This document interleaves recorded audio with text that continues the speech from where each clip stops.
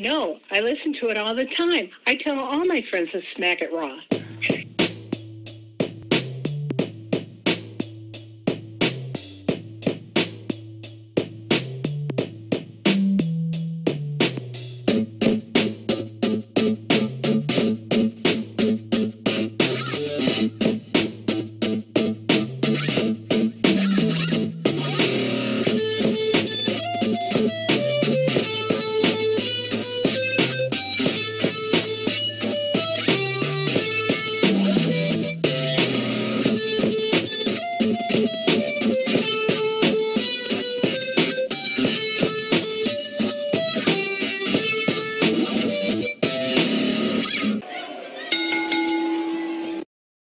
Following podcast contains mature content. The views and opinions expressed by the host are not solely those of the host. Listener discretion is advised.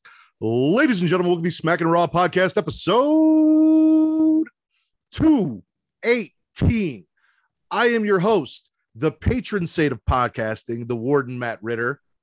I am here with my backup, the person that's always got me when Vince just doesn't show up to work. She is one half of the She Elite Showcase and the host of Inside the Mind of, and soon to be debuting in the crowd, Miss Katie Kinsey Bay.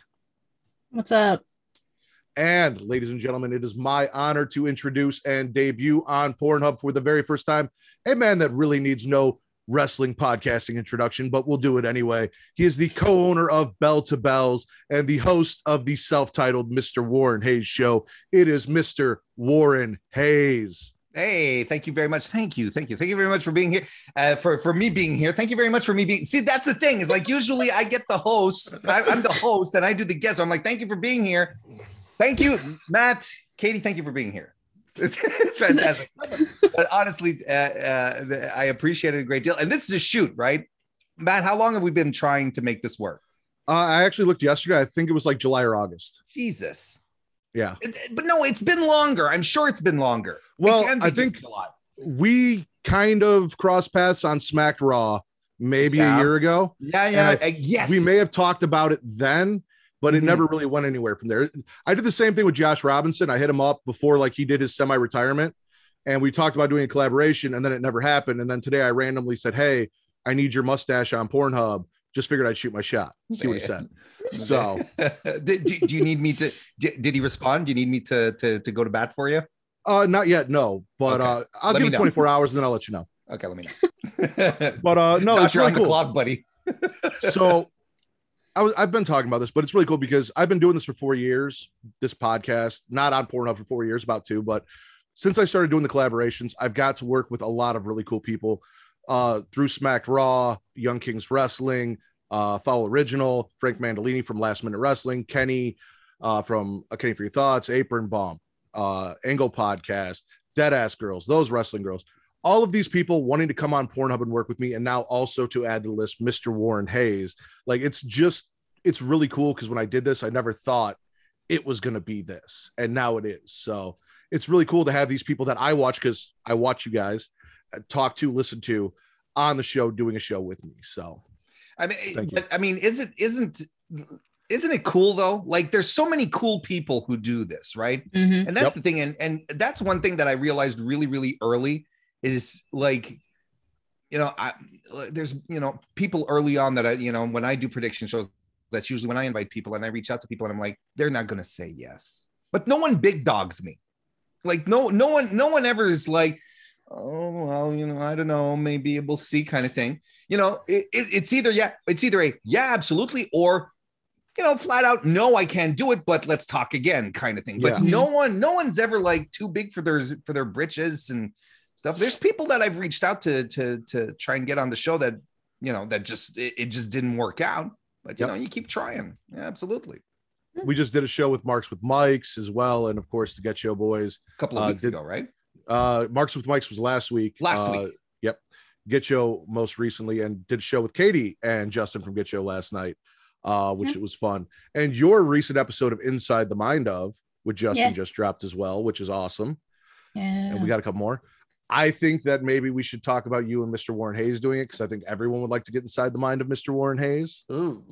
Ooh. It's not a bad idea. I'm open for it. Absolutely. I just don't know who wants to figure out what's going on. You'd be surprised. Everyone says Listen, that. They watched Getting Inside the Mind of the Guy who decided to put a podcast on Pornhub about wrestling. So True. Well, see, that's interesting. It's like, what's my angle? Middle-aged cis white guy who talks about wrestling. Wow, how original. Let me tell you why I enjoy your show. And I was thinking about it today while I was actually listening to the most recent episode. When I listen to you, it always kind of starts off like Steve from Blue's Clues or Mr. Rogers a little bit. There's a very happy, excited to be here. Hi, everyone. Welcome to the show. But then as it moves on and you get into like more passionate subjects, like when you talked about Saudi Slam, Crown Jewel, sure. Yeah. The mood changes, but the energy and the entertainment does not. And it's you've got that inviting, welcoming, Mr. Rogers-esque open, but then you got the meat of the content in there where you really get passionate about something. We really see what your values are and what you care about as far as wrestling goes, which is actually really important because there's two things that I always talk about at the beginning of the show. One being, you can see on Katie's chest, if you're watching the video, the Black Lives Matter t-shirts from Young Kings Wrestling. So Young Kings Wrestling is a podcast we collaborate with a lot. They made NWO style Black Lives Matter t-shirts. You can find the link in my pin tweet at Matt Ritter. There's at MATTRIDDER. And those Black Lives Matter t-shirts, all of the money generated from the sales is put into a fund by TC, the person who created the shirts, and it is donated to Black Lives Matter causes, directly into GoFundMe's for people affected by racial injustice or by police brutality to help the families and so on. It is in no way, shape, or form connected to the Black Lives Matter organization.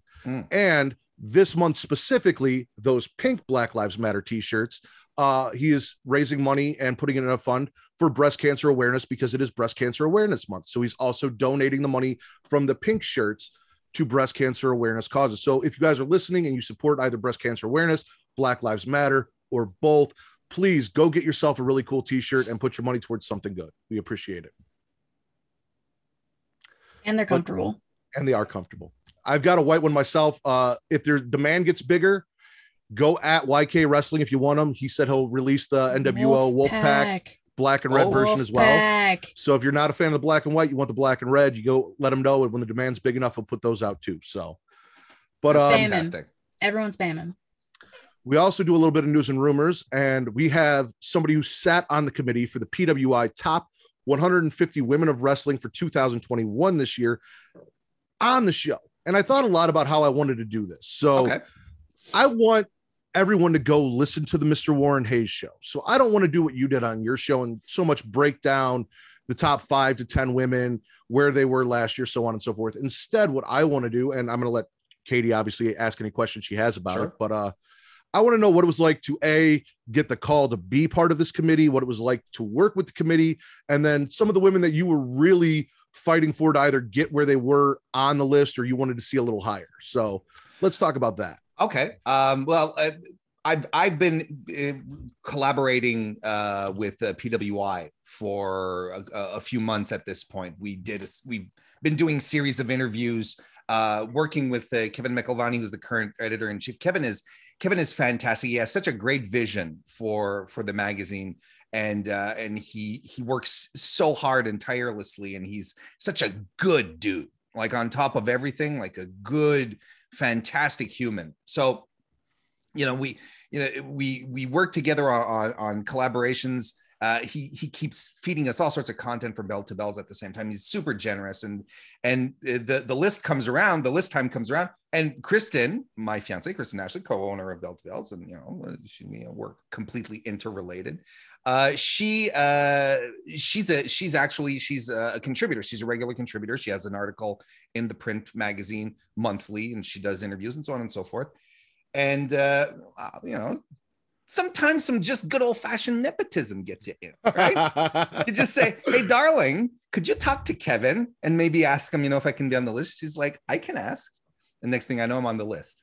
I'm on the crew. So that's really cool. And it was a really good group that we had. So of course, Kevin, Kristen, and I. We had Pat LaPrade, who's a Canadian wrestling genius, basically, set up not too far from where I live, actually. So, and he's also a contributor at PWI, a guy who also books women's wrestling. He's the guy who's behind the Femme Fatale shows in Canada and also northern parts, the northeast of the US, I think. That's where it all works out. He also helps out Dave Prazak on Shimmer. Look, like the guy is very well versed in women's wrestling. We had Candice Cordelia, who is a great interviewer. She does stuff at PWI. She does stuff at I want to say SCS Scoops, but I could be wrong. She's also very cool. And we had JPQ, who is a Joshi expert and a good friend of mine as well at the same time. So that was our crew of good. Oh, and Ella J. I was like, no, there's someone I'm missing. Ella J, of course.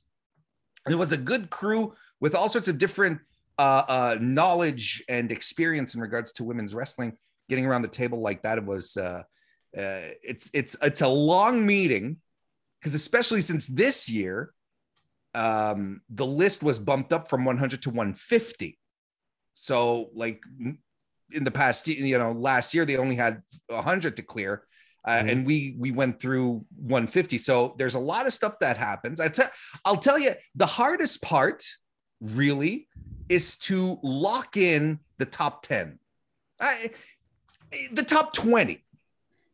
It was fairly, once you get a general idea of who should go where, then that's where the arguments start as to who should specifically go where, because you have a pretty good idea, right? You're like, you know what, Bianca she's top 5 for sure, kind of thing. But Charlotte, this year, I don't think she breaks the top 10. And everyone sort of agrees on that, right? And everyone's sort of, okay, but then it's like, okay, well, where is Charlotte going to be? Where are we putting Nia Jax this year? Yeah. No, but and that's where it gets really interesting, and that's where a lot of stuff, a lot of discussions happen. So it's really interesting. It was as a rookie, I learned a lot, because Pat also works. Pat, Kevin, Kristen, they all work on the 500 too. Yeah.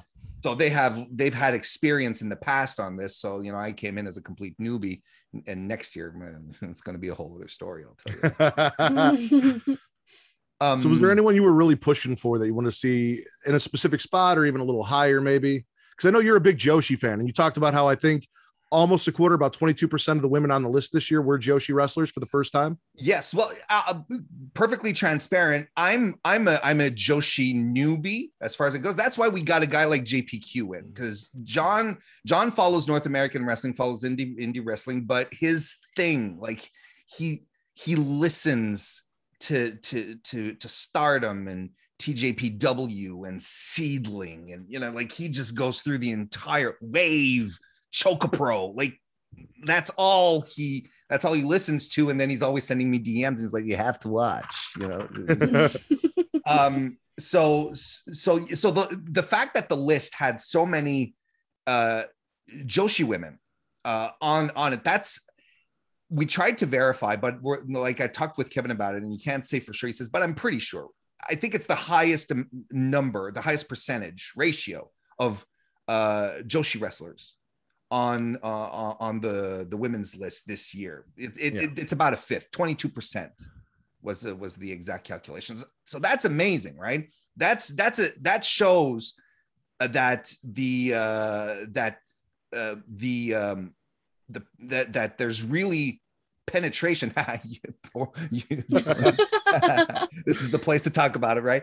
But there really is like more and more Joshi penetration into North America, which is fantastic, right? Look, Utami's number 2 on the list, and there was serious arguments like this. It got really heated as to whether Bianca or Utami was going to be number 1 on the list. I'll tell you, a lot of us came into this is a bit of inside baseball here. A lot of us came into the meeting going like, Bianca's number 1. Like, Bianca had a great year. She, everything that she represents, her wins and so on and so forth. She's number 1. Yeah. We sit down and we own it. And Kevin opens it up. Okay, well, who do we think is number one? Yeah, Bianca. And Pat LaPrade goes, well, what about Utami? And we're like, what about Utami? And then he just like sells us on the idea that Utami, because of her own representation, like what she did for Joshi this year, the matches that she's had, the number of matches, the title, like she's 3 years in the business and she has the big red belt, which is the top title in Stardom. It's like, and a convincing argument that split the committee. Wow. Like email chains after things got really heated. Like it was something. It was really, really interesting. It was such a big toss-up. But what was your original question? Oh yeah, you were asking me if there was any women I was pushing for. Trisha Dora definitely was one that I was pushing for. She's absolutely remarkable. You guys are probably familiar with her work. She's such a star and such a quality human on top of it all. We pushed really hard. When I say we, Kristen and I, we pushed really, really hard for her.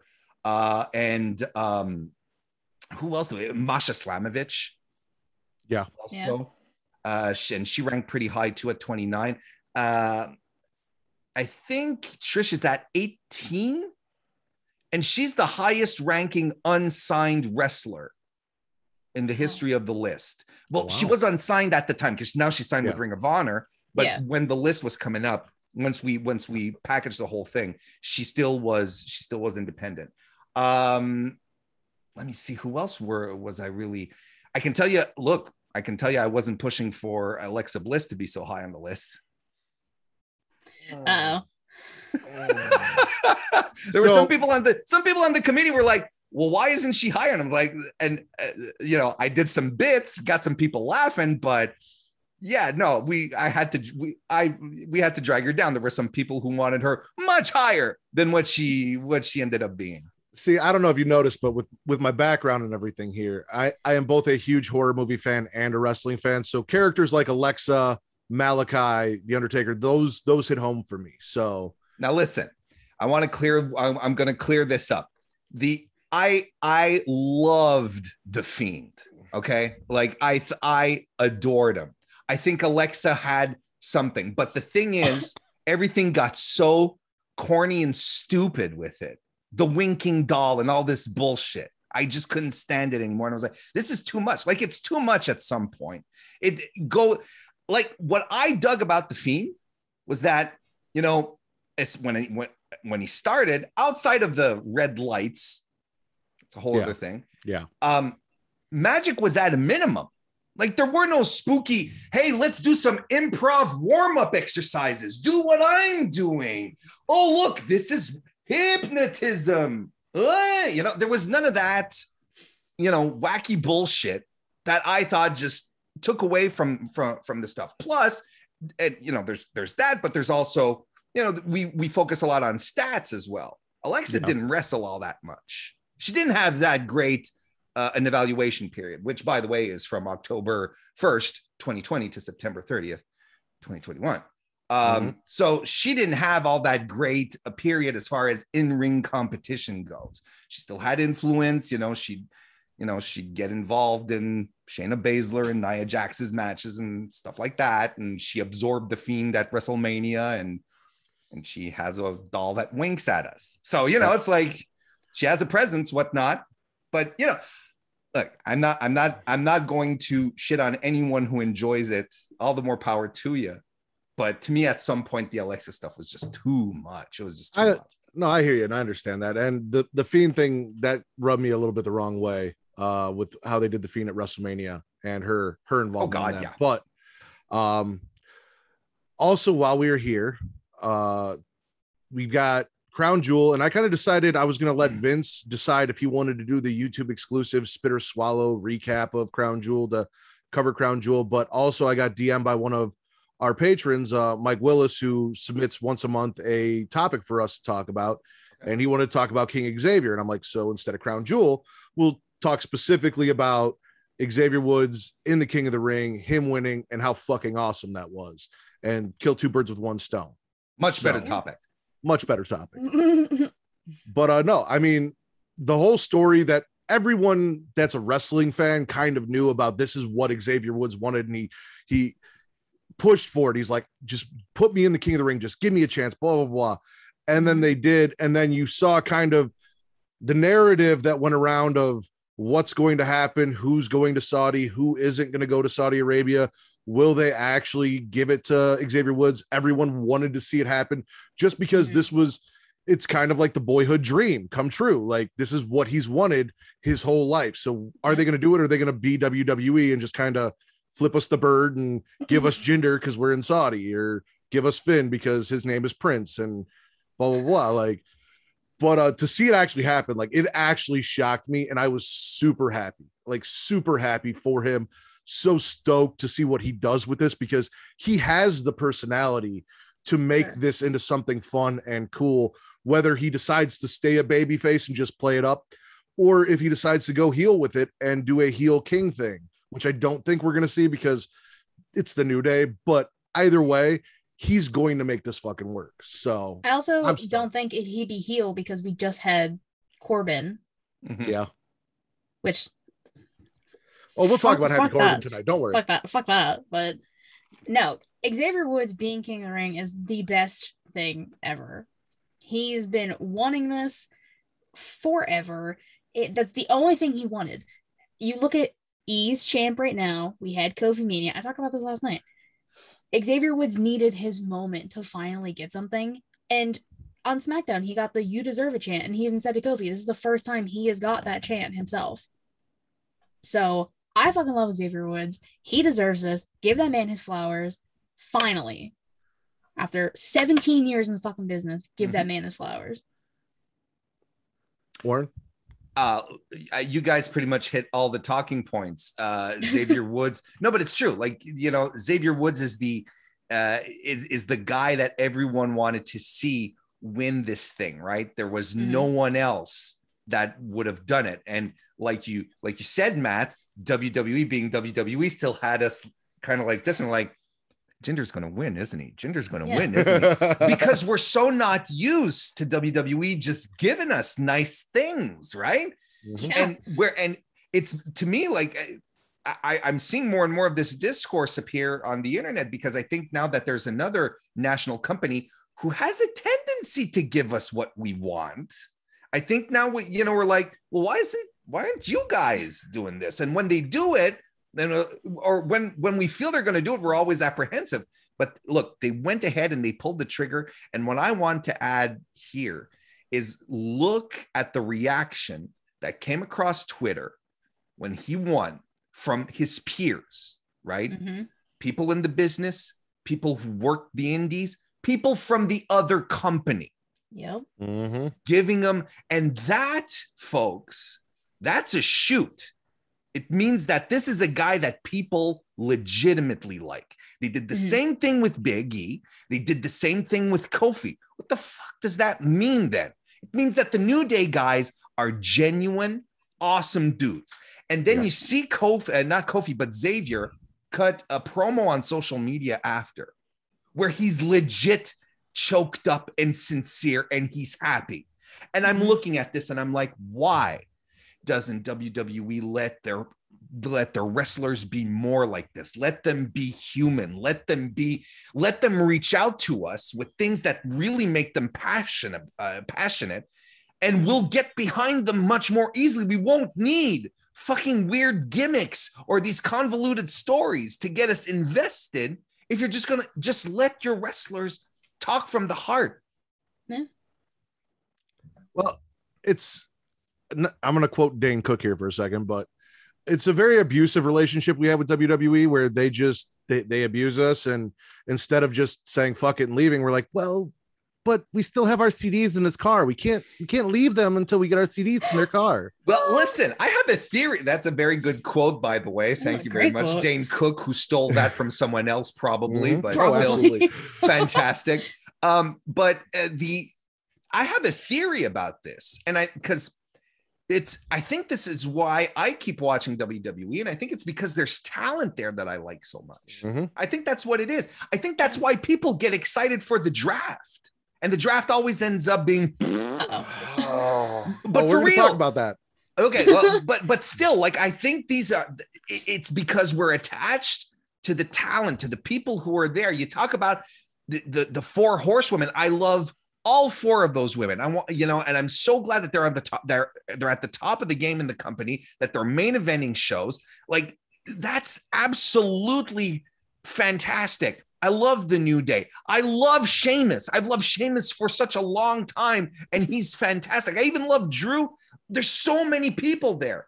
Mustafa Ali. Like I'm still waiting for the day for the grand return, the absolution of Mustafa Ali. I'm waiting for it. But but then creative gets in the way of us appreciating these fantastic people, So that's why I think a lot of us stick with WWE, despite the fact that we're sitting there pulling our head out. It's because we love the people who wrestle for them so much.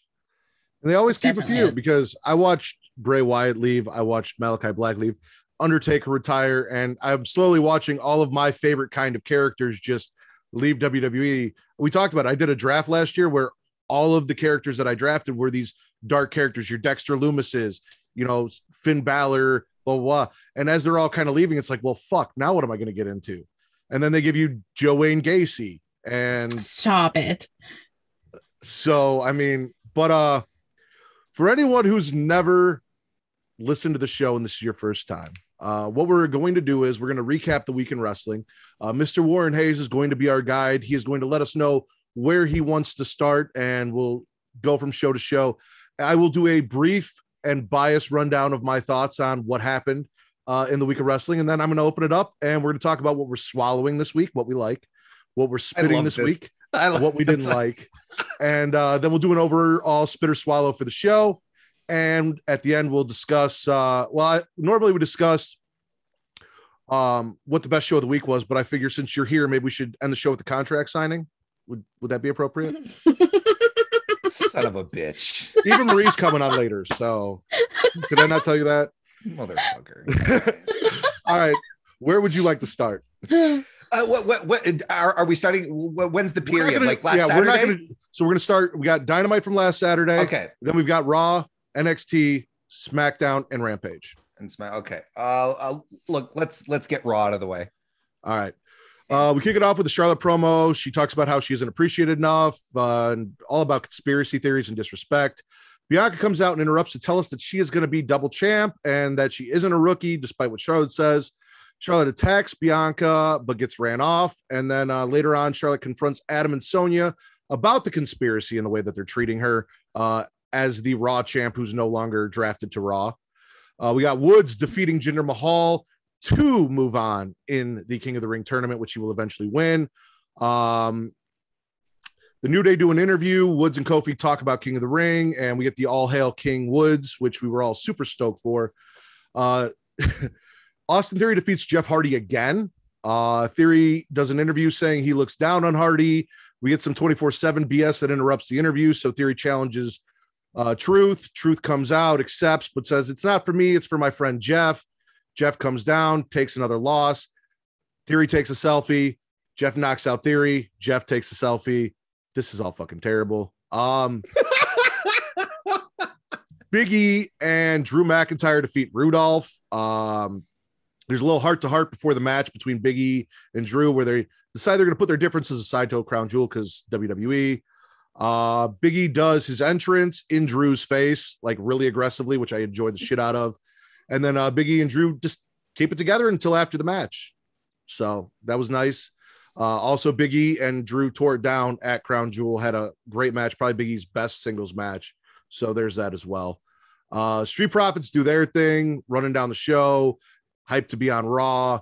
AJ and Omos interrupt with an indecent proposal. Street Profits decline because they want RK Bro taken out, and I'm all for this, by the way. Please. AJ and Omos seem to have something up their sleeves for later for the Street Profits, so we'll see how that plays out. Mansoor defeats Cedric Alexander because the Hurt Business is back and still taking L's like nothing ever changed. Ali addresses Mansoor, predicts himself to win Crown Jewel, which he doesn't. Then Mansoor goes off, tells him to shut up. says he's sick of Ali and his bullshit, and says he's going to beat him senseless in Saudi. Bobby and Goldberg have an interview. Goldberg doesn't care about anything that Bobby Lashley has to say. He just wants to murder the black man. And it really, really kind of bothered me that this man's trying to explain to you what happened. And you're like, no, you're guilty. No, not listening. RK Bro versus Street Profits end in a DQ. We get some pre-match RK Bro bullshit with Riddle flirting with Randy some more. Really just want Randy to kick him already. AJ and Omos end up coming down and destroying everyone. Doudrop ends up defeating Shayna to also move on in the Queen's Crown tournament. Zelina watches from the throne, looking like royalty, and then we find out eventually she does win and is royalty. Finn defeats Mace, because that happened. King Woods watches. Woods taunts Finn. Finn isn't having it. Kofi tries to kind of diffuse the tension. That was actually probably the most interesting thing I saw, was the interaction between Woods and Finn after the match on this entire episode. Least interesting was Morrison meditating, and then the Viking Raiders not sure what the hell was going on and coming to ask him about his meditation, because that happened. And then in our main event, we have Bianca versus Charlotte Flair, which was fantastic until Charlotte grabbed a chair and ended the match via DQ. So, what are we swallowing from Monday Night Raw? Warren, you want to go first? I'm going. Okay.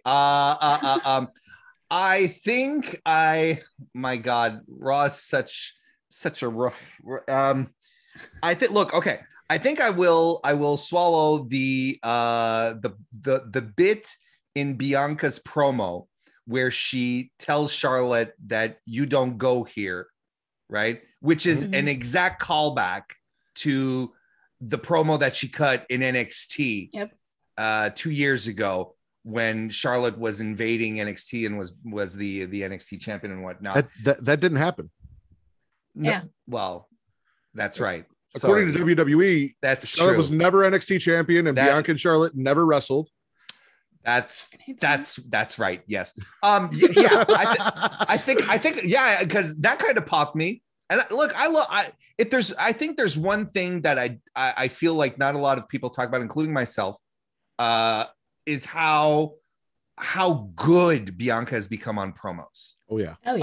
How much she's improved, because she was stiff as a board. She lacked the confidence, and now she owns. It's like she understands what her character is, what she's supposed to be saying, how she's supposed to present herself, and there's a lot of confidence that comes with that, right?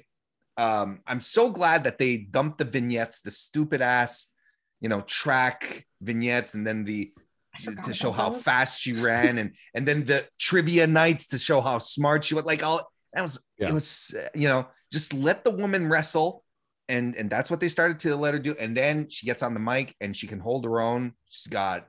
They're just letting her have attitude, and it's fantastic. So yeah, I'll start with that. All right. I'm swallowing Mansoor going off on Ali after the match. That was great. I absolutely loved that. And also everything Xavier Woods did tonight, from winning Finn's match and then the interaction afterwards. So the whole King of the Ring tournament. Katie?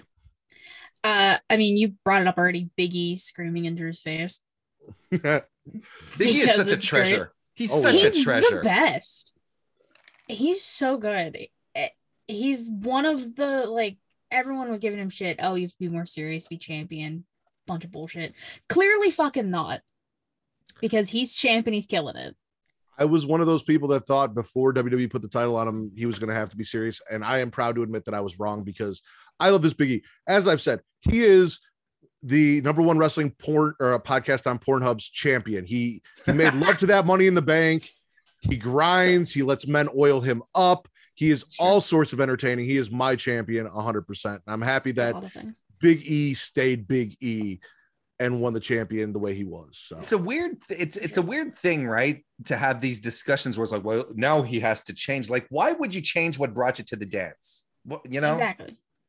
That's what got him to this point. That's why people love him, right? It's the abusive relationship that we talked about. It's WWE programming us to think that this is who they see as a WWE champion. So this is what everyone's going to have to fit into to be WWE champion. Like, sure. It's not Big E needs to be different. It's WWE's never going to give Big E the opportunity if he doesn't change. Sure. It's why we all complain about how much we loved NXT characters and they came up and then they changed all the NXT characters and they weren't who we loved anymore. Like, they keep battering us with this shit. And then when we want to see someone succeed, it's like, well, shit, they're going to have to change them because they change everyone else. Mm-hmm. True. So it's terrible. It's terrible time. We swallowing anything else from Raw?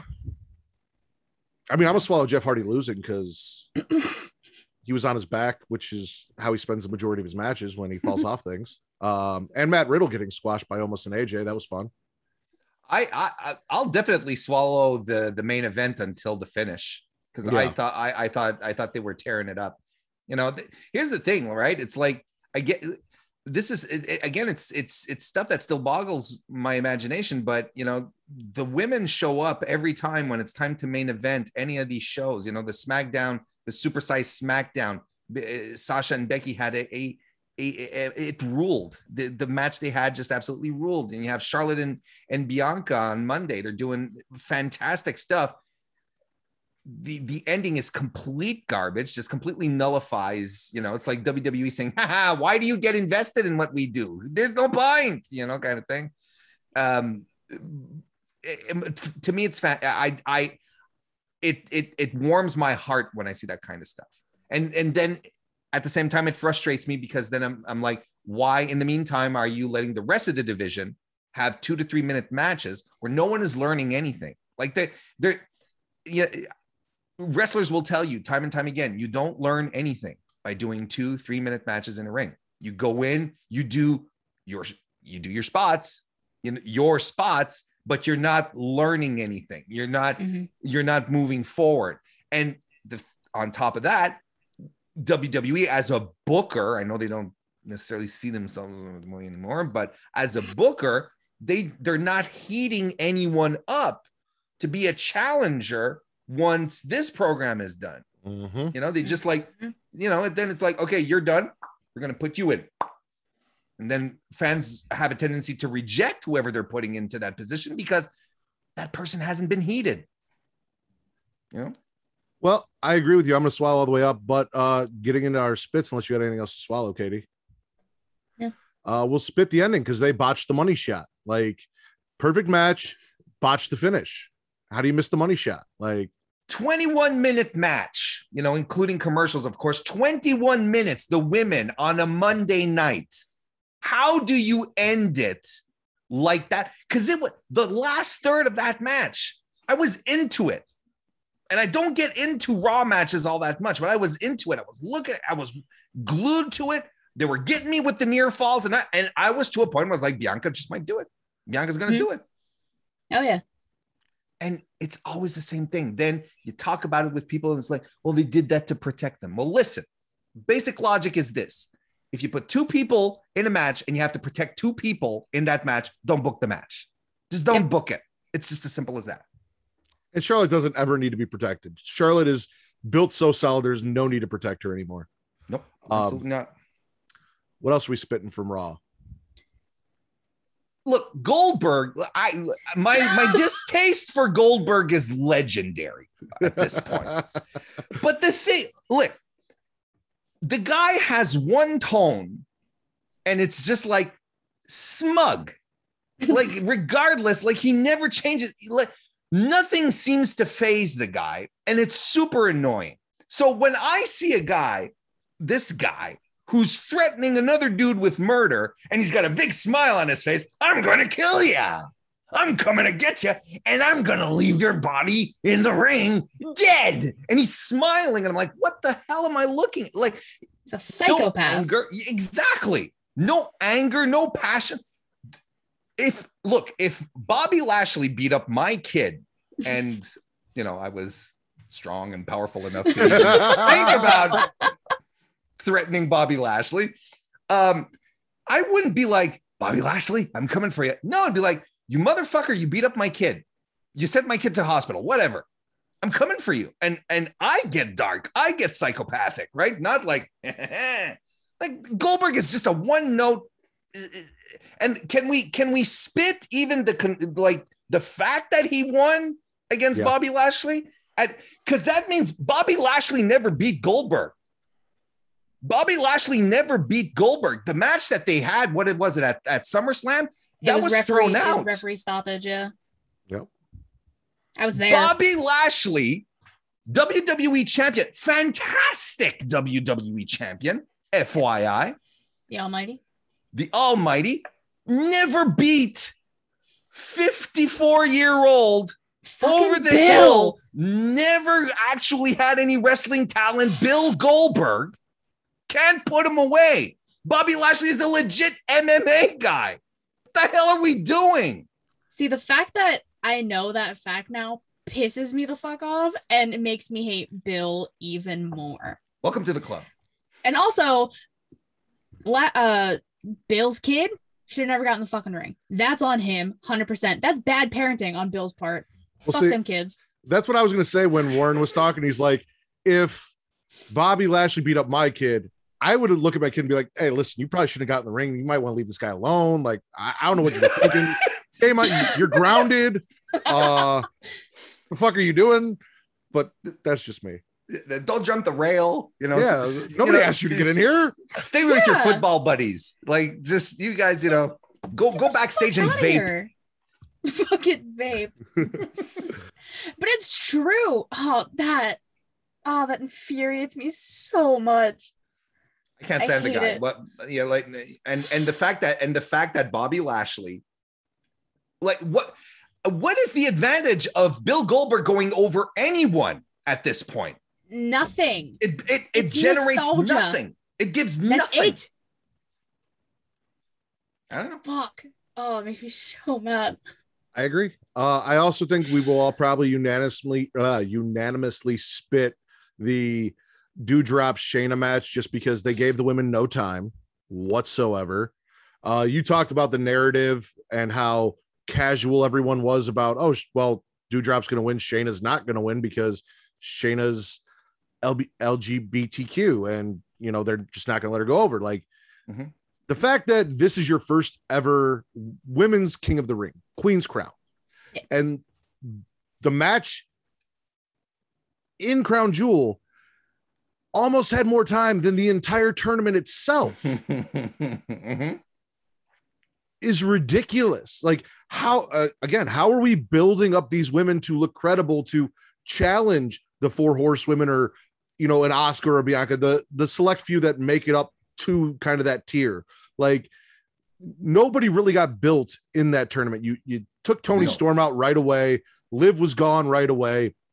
Zelina is going to be a great queen. She is going to kill that gimmick. As far as what she can do with it is going for a championship with the way they book her and treat her, probably nothing, but she'll at least be entertaining as Queen Zelina and do something with that. But yeah, no. And then the way they just discounted Shayna from the get-go, you knew she wasn't going to win. Everyone just talked about it so casually. Oh yeah, well, they're not going to let her go and blah, blah, blah. The whole thing sucked. It really did. It's fucking terrible. And it pisses me off as someone. I've talked about this so many times and I just get mad every time. Keep going. Get mad. The fact that as a woman who has been watching wrestling since I was a child, for 20 plus years, I've been watching wrestling and I've seen the bra and the panties matches, the evening gown, bunch of bullshit. I've lived through that. I got to see women main event WrestleMania. Cried a little bit, but that's neither here nor there. I get to see these awesome women's moments, and then you shit on their division again. And you can give AEW shit for not treating their women right. You give it right to WWE too. You can't not. You guys want to complain about AEW or WWE, you keep that shit the same. AEW focuses on Britt and whoever is facing her. Well, now there's the TBS tournament, so that might make things a little better, but they're trying something new at least. WWE focuses on the 4 horsewomen and their challengers because all of them always have the title. That's it. And it's bullshit. And I am in complete agreement. The Queen's Crown tournament was the biggest my biggest disappointment of the year. Like, and in a 100%. year where WWE, always is able to disappoint me, this is the cherry on top. Because look, you guys said it. This is a tournament. What are you like? One of the purposes of tournament wrestling is to build people. I just sat through the G1, went through the whole thing. Look at Jeff Cobb at the end of the tournament. Jeff Cobb is a beast, and he comes off as completely invincible. Tama Tonga has a great tournament, wins one match against Okada, and people are like, Jesus, Tama Tonga you get things going, you create some heat. No one came out better in this tournament. Zelina won, and she's the only one who came out good out of it, out of proxy, right? Just because she won, not because of her stellar performance. With anyone else. No, exactly. Yep. Not because of her stellar performances. No one here. And I still don't understand the booking of this tournament, regardless of the Saudi bullshit. How do you kick out? For real, guys.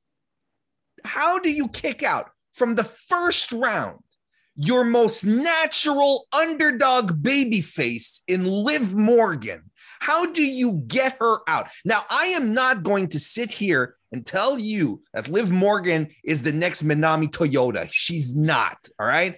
But you look at her reactions and how the people are behind her. She has an organic fan base. You need someone that the audience is going to get behind it in an elimination style tournament that they're going to cheer for. I was convinced before I realized that Saudi was involved. The perfect finish for this was Liv Morgan versus Shayna Baszler. Exactly. Liv Morgan overcoming everything to fight like the final boss. You were starting to see NXT Shayna Baszler back when she was the final boss of the division, of the brand, excuse me. And so you get these two, right? Tiny little Liv, the blonde hair, the sad clown makeup, next to fucking Shayna Baszler, goddammit. And then that's your final. And Liv manages to win. And then everyone celebrates because it's a feel-good moment, because you know what? I like to watch wrestling when it makes me feel good. Mm-hmm. Yeah. And all it does is just piss us off. And all it does is piss us off. You have no idea, because, one, it wasn't too hard, because when you get, like I said, when you get in this mode, you're very captivating. But I have this kind of ongoing thing where I pretend that New Japan Pro Wrestling is fan fiction, and you all have just kind of created and believe that it's real, because I'm only vaguely aware of what goes on. I don't watch New Japan. I've tried. It's not for me. But when you said Minami Toyota, I had to stop myself, because I almost interrupted you. Said I think my wife bought one of those, and I had to stop myself. Minami Toyota, FYI, is one of the greatest wrestlers of all time. She's not women's wrestlers. She is fondly regarded as one of the greatest of all time. Dave Meltzer, who's always very iffy about women's wrestling, will outright say she is one of the greatest of all time. Very iffy about a lot of things. Well, yes, but I mean, like, I at least want to sprinkle that. I'm gonna give him his due on that. She's a legend. She's an absolute wrestling legend. I will actually take your word for it and go check out some Minami Toyota matches, because again, from all Japan in the 90s, I'm aware of things that go on. I know a lot of the New Japan wrestlers, their names, I mispronounce them on purpose all the time, as a bit on here, like Coded Bushy, stuff like that. So I'm gonna write that one down. But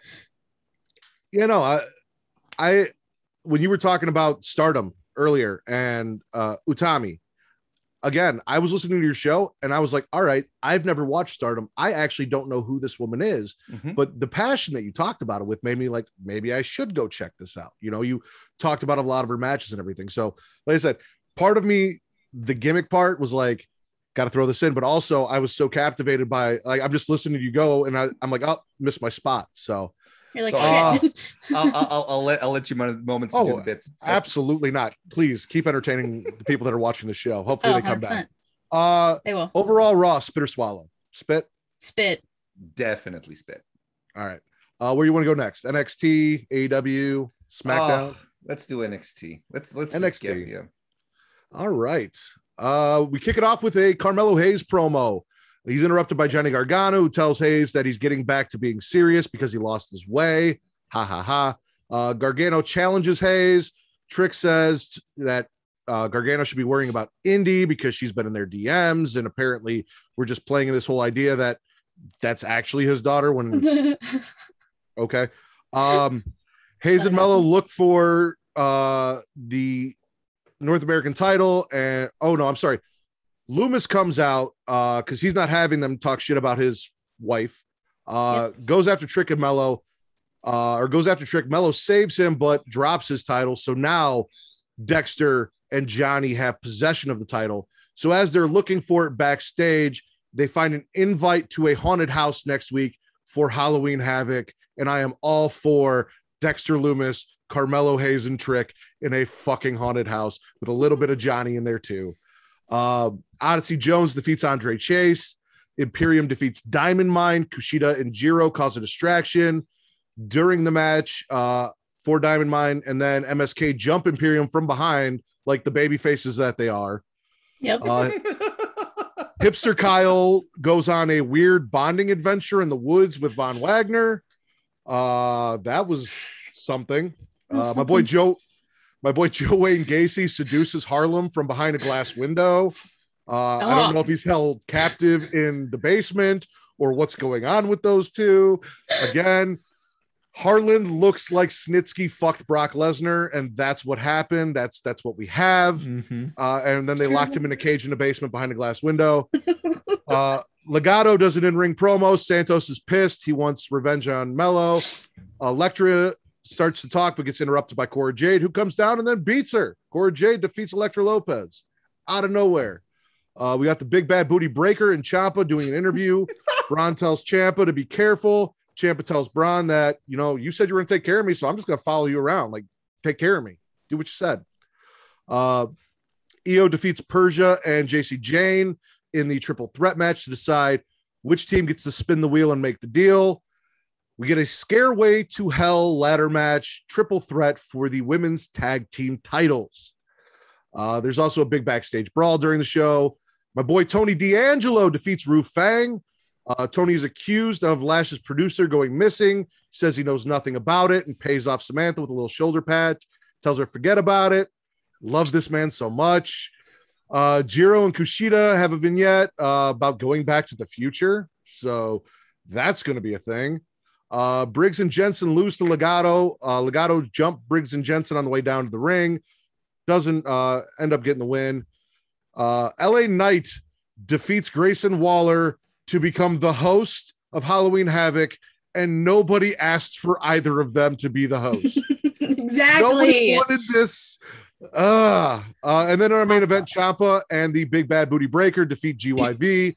Ciampa gets a little disrespectful and then watches Braun break stuff, which I enjoyed the shit out of. What are we swallowing from this episode of NXT? Tony D'Angelo. Tony D'Angelo. I'm about to kick Vince off my show because he's been hating on Tony D'Angelo. And as a Sicilian from Chicago, I love me some Tony D. Look, the guy that, he's got this corny wrestling charm about his cat. Yeah, he's got this. Exactly. He's got this charm about him.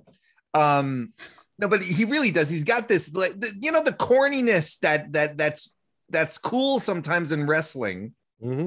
He's got that weird balance where it's like, this is so dumb. It is such just a series of stereotypes. He's channeling Robert De Niro at every given moment, but I'm compelled by it.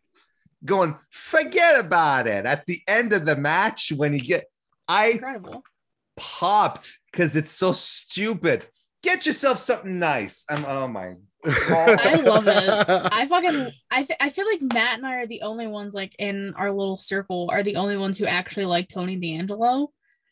And But it's TC I think there's does a too. lot. I think there's like a lot to love. I really. he's great. I think there's a lot to love about him, and he has probably the best chance right now of any of the NXT kids hanging around right now to be called up and keep the same character.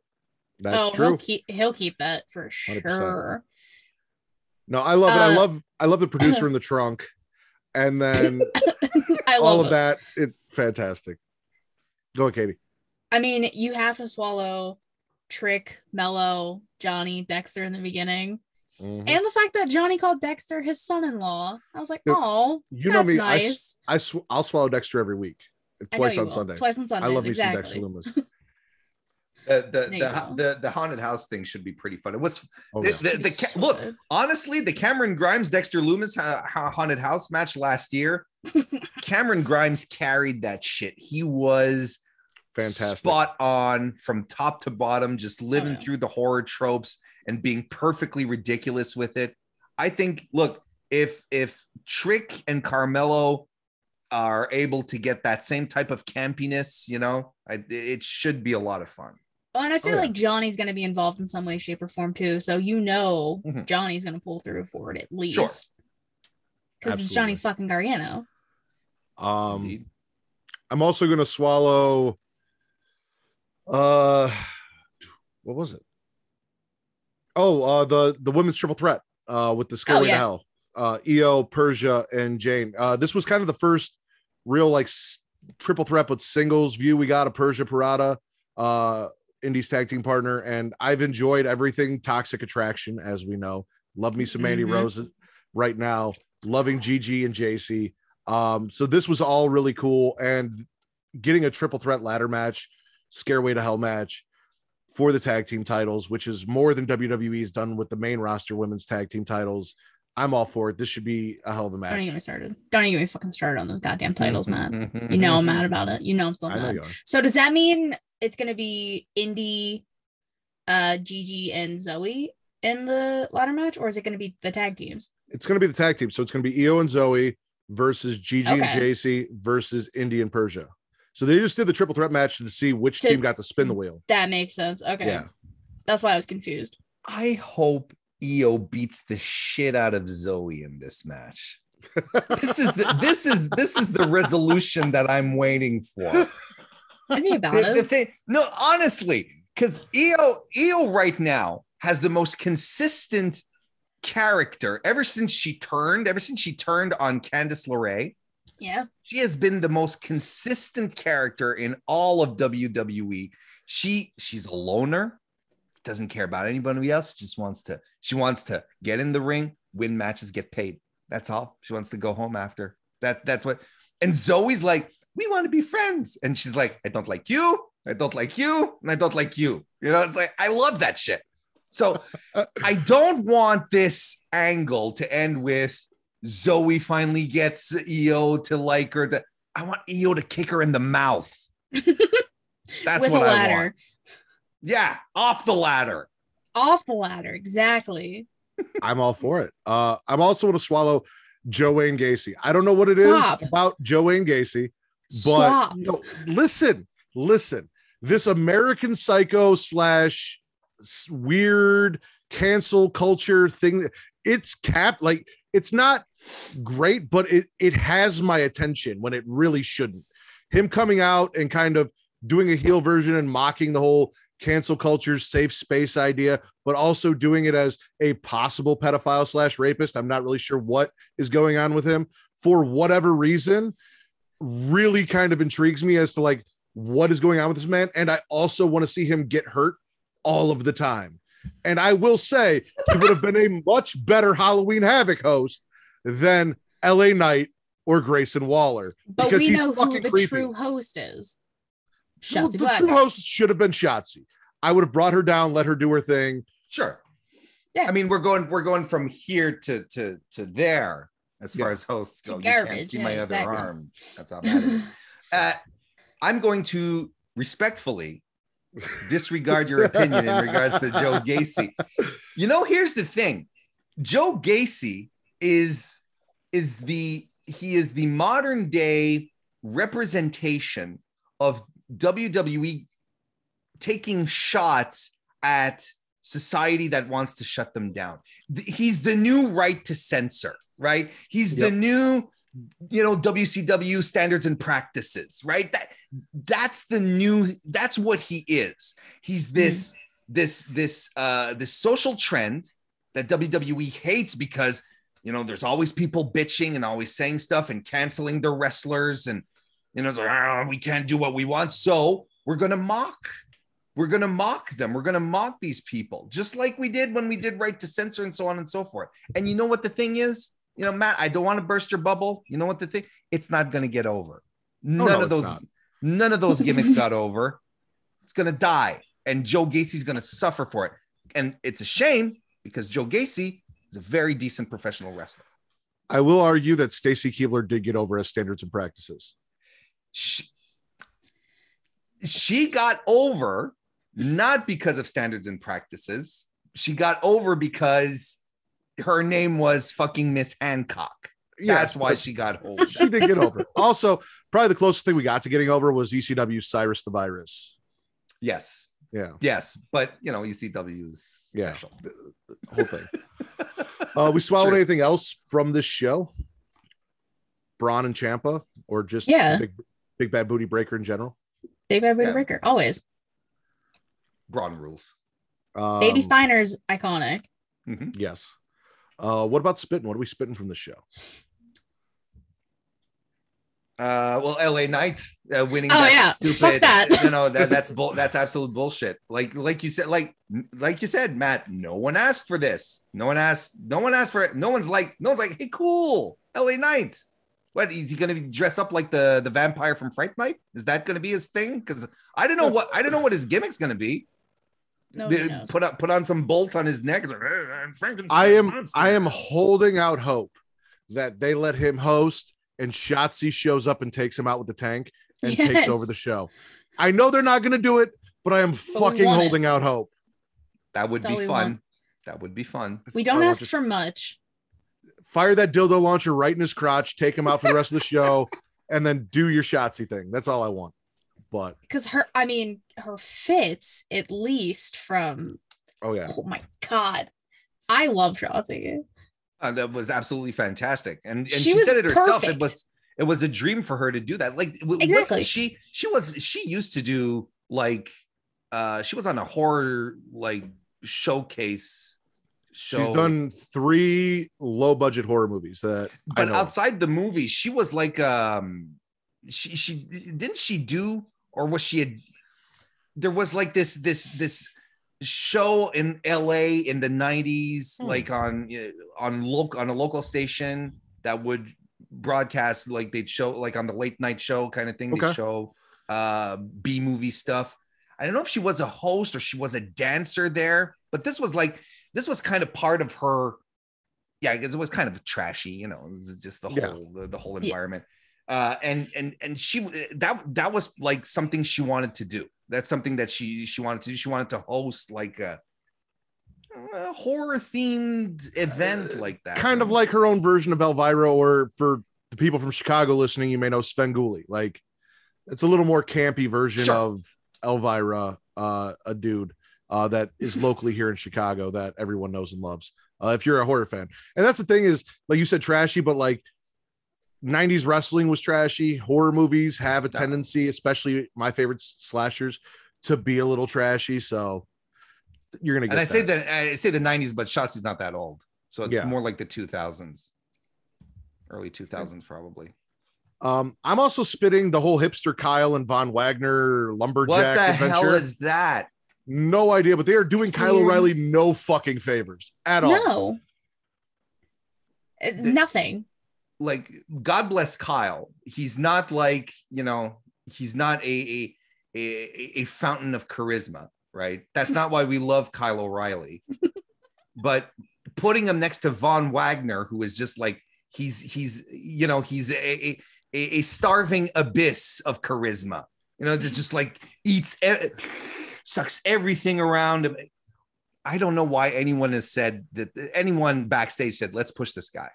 Yeah, let's give this guy a push. And now they're doing the Now they're doing the buddy segments on. I hate it. I hate it so much. It's terrible. It's terrible. I'm spitting Joe Wayne Gacy because that guy gives me the fucking creeps. And it's not gonna work. It's all for naught. Matt, you know I don't like him. I understand that. We talked about clown paint and tears. I know your feelings about it. I know. get it. But here's my thing.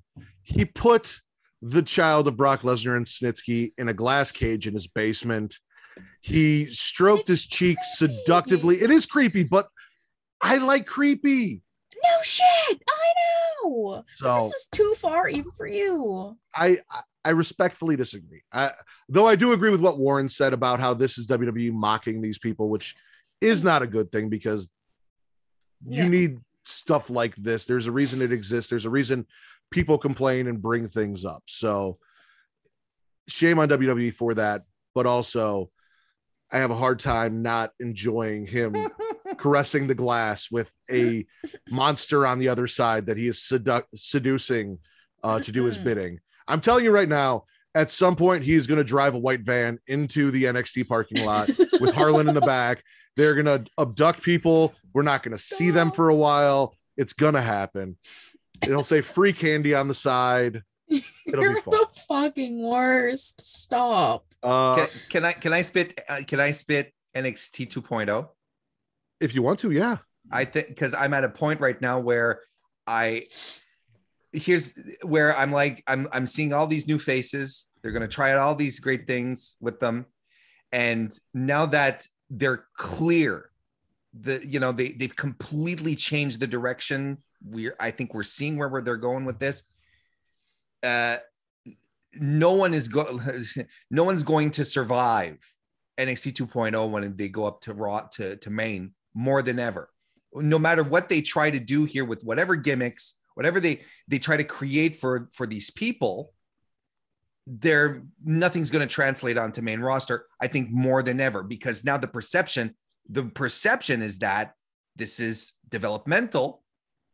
So they're just going to have them do things in NXT, and Harland right now just might end up being Parker Boudreaux up on main, and you'll never see the cutoff vests ever again. It's hard for me to get into it because I don't see end games for any of the characters that we're seeing. I was gonna say, we talked about Tony D'Angelo. More than likely, this gimmick might carry up. Braun Breaker as well. I think what they've been doing with Braun, even though I hate the name, and I much rather they call him what I call him, the Big Bad Booty Breaker. I think that's way better. I agree. I think they've got a lot of stock in him, and he might translate moving up to the main roster. But I see what you're saying with the majority. Like Andre Chase is not going to be doing college rundowns of matches on the main roster. We saw what happened with Matt Stryker. We saw what happened with Drew Gulak, which a lot of it entertained me, but it didn't go anywhere.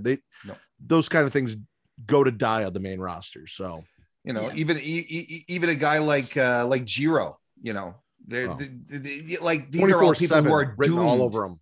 Yeah. These people are all doomed on main. So I find more as things progress, more and more NXT 2.0 is turning into, I feel like it's an exercise in futility to watch it, because none of these people that you're getting attached to are going to, the people that we were attached to when NXT was good and there were actual call-ups being happen would practically all be transformed on main roster regardless, and it would piss us off. Mm-hmm. I think it's going to be worse now. I mean, maybe some of these characters might just stay in NXT for a while. Like Johnny and Ciampa have been in NXT for years, and they don't want to go to the main roster, and they have made that very clear. Mm-hmm. So maybe a lot of, I wouldn't want to go to the main roster if I was in NXT. So I think a lot of these characters will probably just stay in NXT and just could thrive and could be these big things. But the idea is that eventually, I think guys like Ciampa and Gargano, I think they're exceptions at this point because, NXT was the third brand for a while, right? And then now it's no longer, and then they forgot about it. But now it's no longer the third brand. Now it's developmental. And I think I think that's where the danger is in getting attached to these people, because at some point, if it's developmental, at some point these people are all destined to head up to the main roster. Yeah. That's the trajectory. That's what it's for. If we are truly back in full developmental mode. So whatever you're seeing here, I don't think it's going to translate. And it's just like going to be, why am I invested in these people? Regardless, they're going to hit row is another exception, if you ask me, because that gimmick was extremely was so profound and part of the identity of all four of these people that you couldn't disassociate them. It's a good chance. They have a good opportunity to get over, but I don't think it's going to be across the board here at all. I'm going to wait and see till the first batch of call-ups comes, because while I see your point, I can also see it as they've moved away from Triple H's vision of NXT, which is where these characters were created and then modified on the way up. And now they have this new vision. So this new vision may be, instead of starting from scratch on the main roster with what they want to do with these guys, because they viewed them as we've talked about, NXT is no longer canon.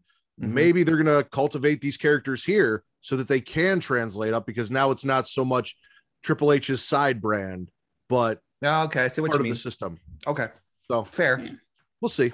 Overall, NXT, spit or swallow? I'm going to swallow this episode. I'm spitting. I can't get into NXT anymore. I'm gonna gargle. Okay, you can gargle undecidedly. I didn't know. Yeah, that's an option. That is an option. You can gargle undecidedly. Yes. Interesting. I always thought that was a little classless, but okay. Where do we want to go next? Dynamite, Rampage, or SmackDown? Let's finish up WWE with SmackDown. Let's do it. All right. So we kick it off with a Roman promo. He's questioning Paul's loyalty, wondering if Paul's still loyal to his ex-girlfriend or if he's in this relationship. Did you throw me the belt? They do a whole exercise in handing him the belt properly. He lists all the people that he smashed this year, which he has been quite the slut. Calls out Lesnar, but Lesnar isn't there. So we go to commercial break, come back. He's still talking shit about Lesnar. And then he's like, you know what? I'm just going to leave. I got nothing else to do. And then, of course, Brock's music hits. And then Brock comes down and kills everyone. He kills Roman. He kills the Usos. They send everyone out from the back. He kills all of them. He's hitting people with a camera. Fucking Adam Pearce comes out to suspend him indefinitely, because apparently Roman is at no fault here. This is all Brock's fault. And then he comes out and he kills Adam Pearce. Brock just murders everybody. Fantastic. Then we get Sonya backstage dealing with the aftermath, because now Adam Pearce, apparently after 2 F5s, is being hospitalized because he's a sack of potatoes with no he's bones. Never been a former NWA World Heavyweight Champion, right? No, that never happened. No. It's not canon. Naomi comes up, wants a rematch, says Sonya was on some bullshit, but Sonya's like, listen, I've got a whole show to run tonight. I don't have time for you. So go away. And then Drew's like, hey, I'll make it easy for you. You don't need to make time for me. I'm just going to go out and do an open challenge real quick. Have a nice night.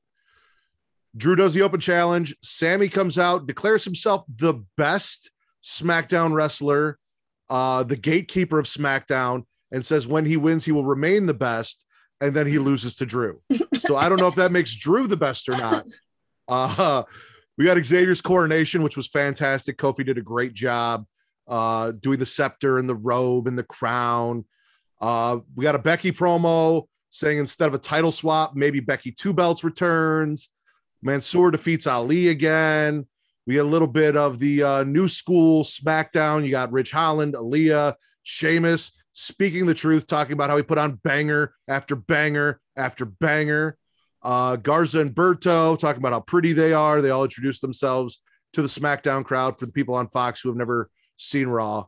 Hit Row debut. They do a little intro cipher and then win a squash match with Swerve and Top Dollar as the wrestlers, Ashanti and B-Fab on the outside.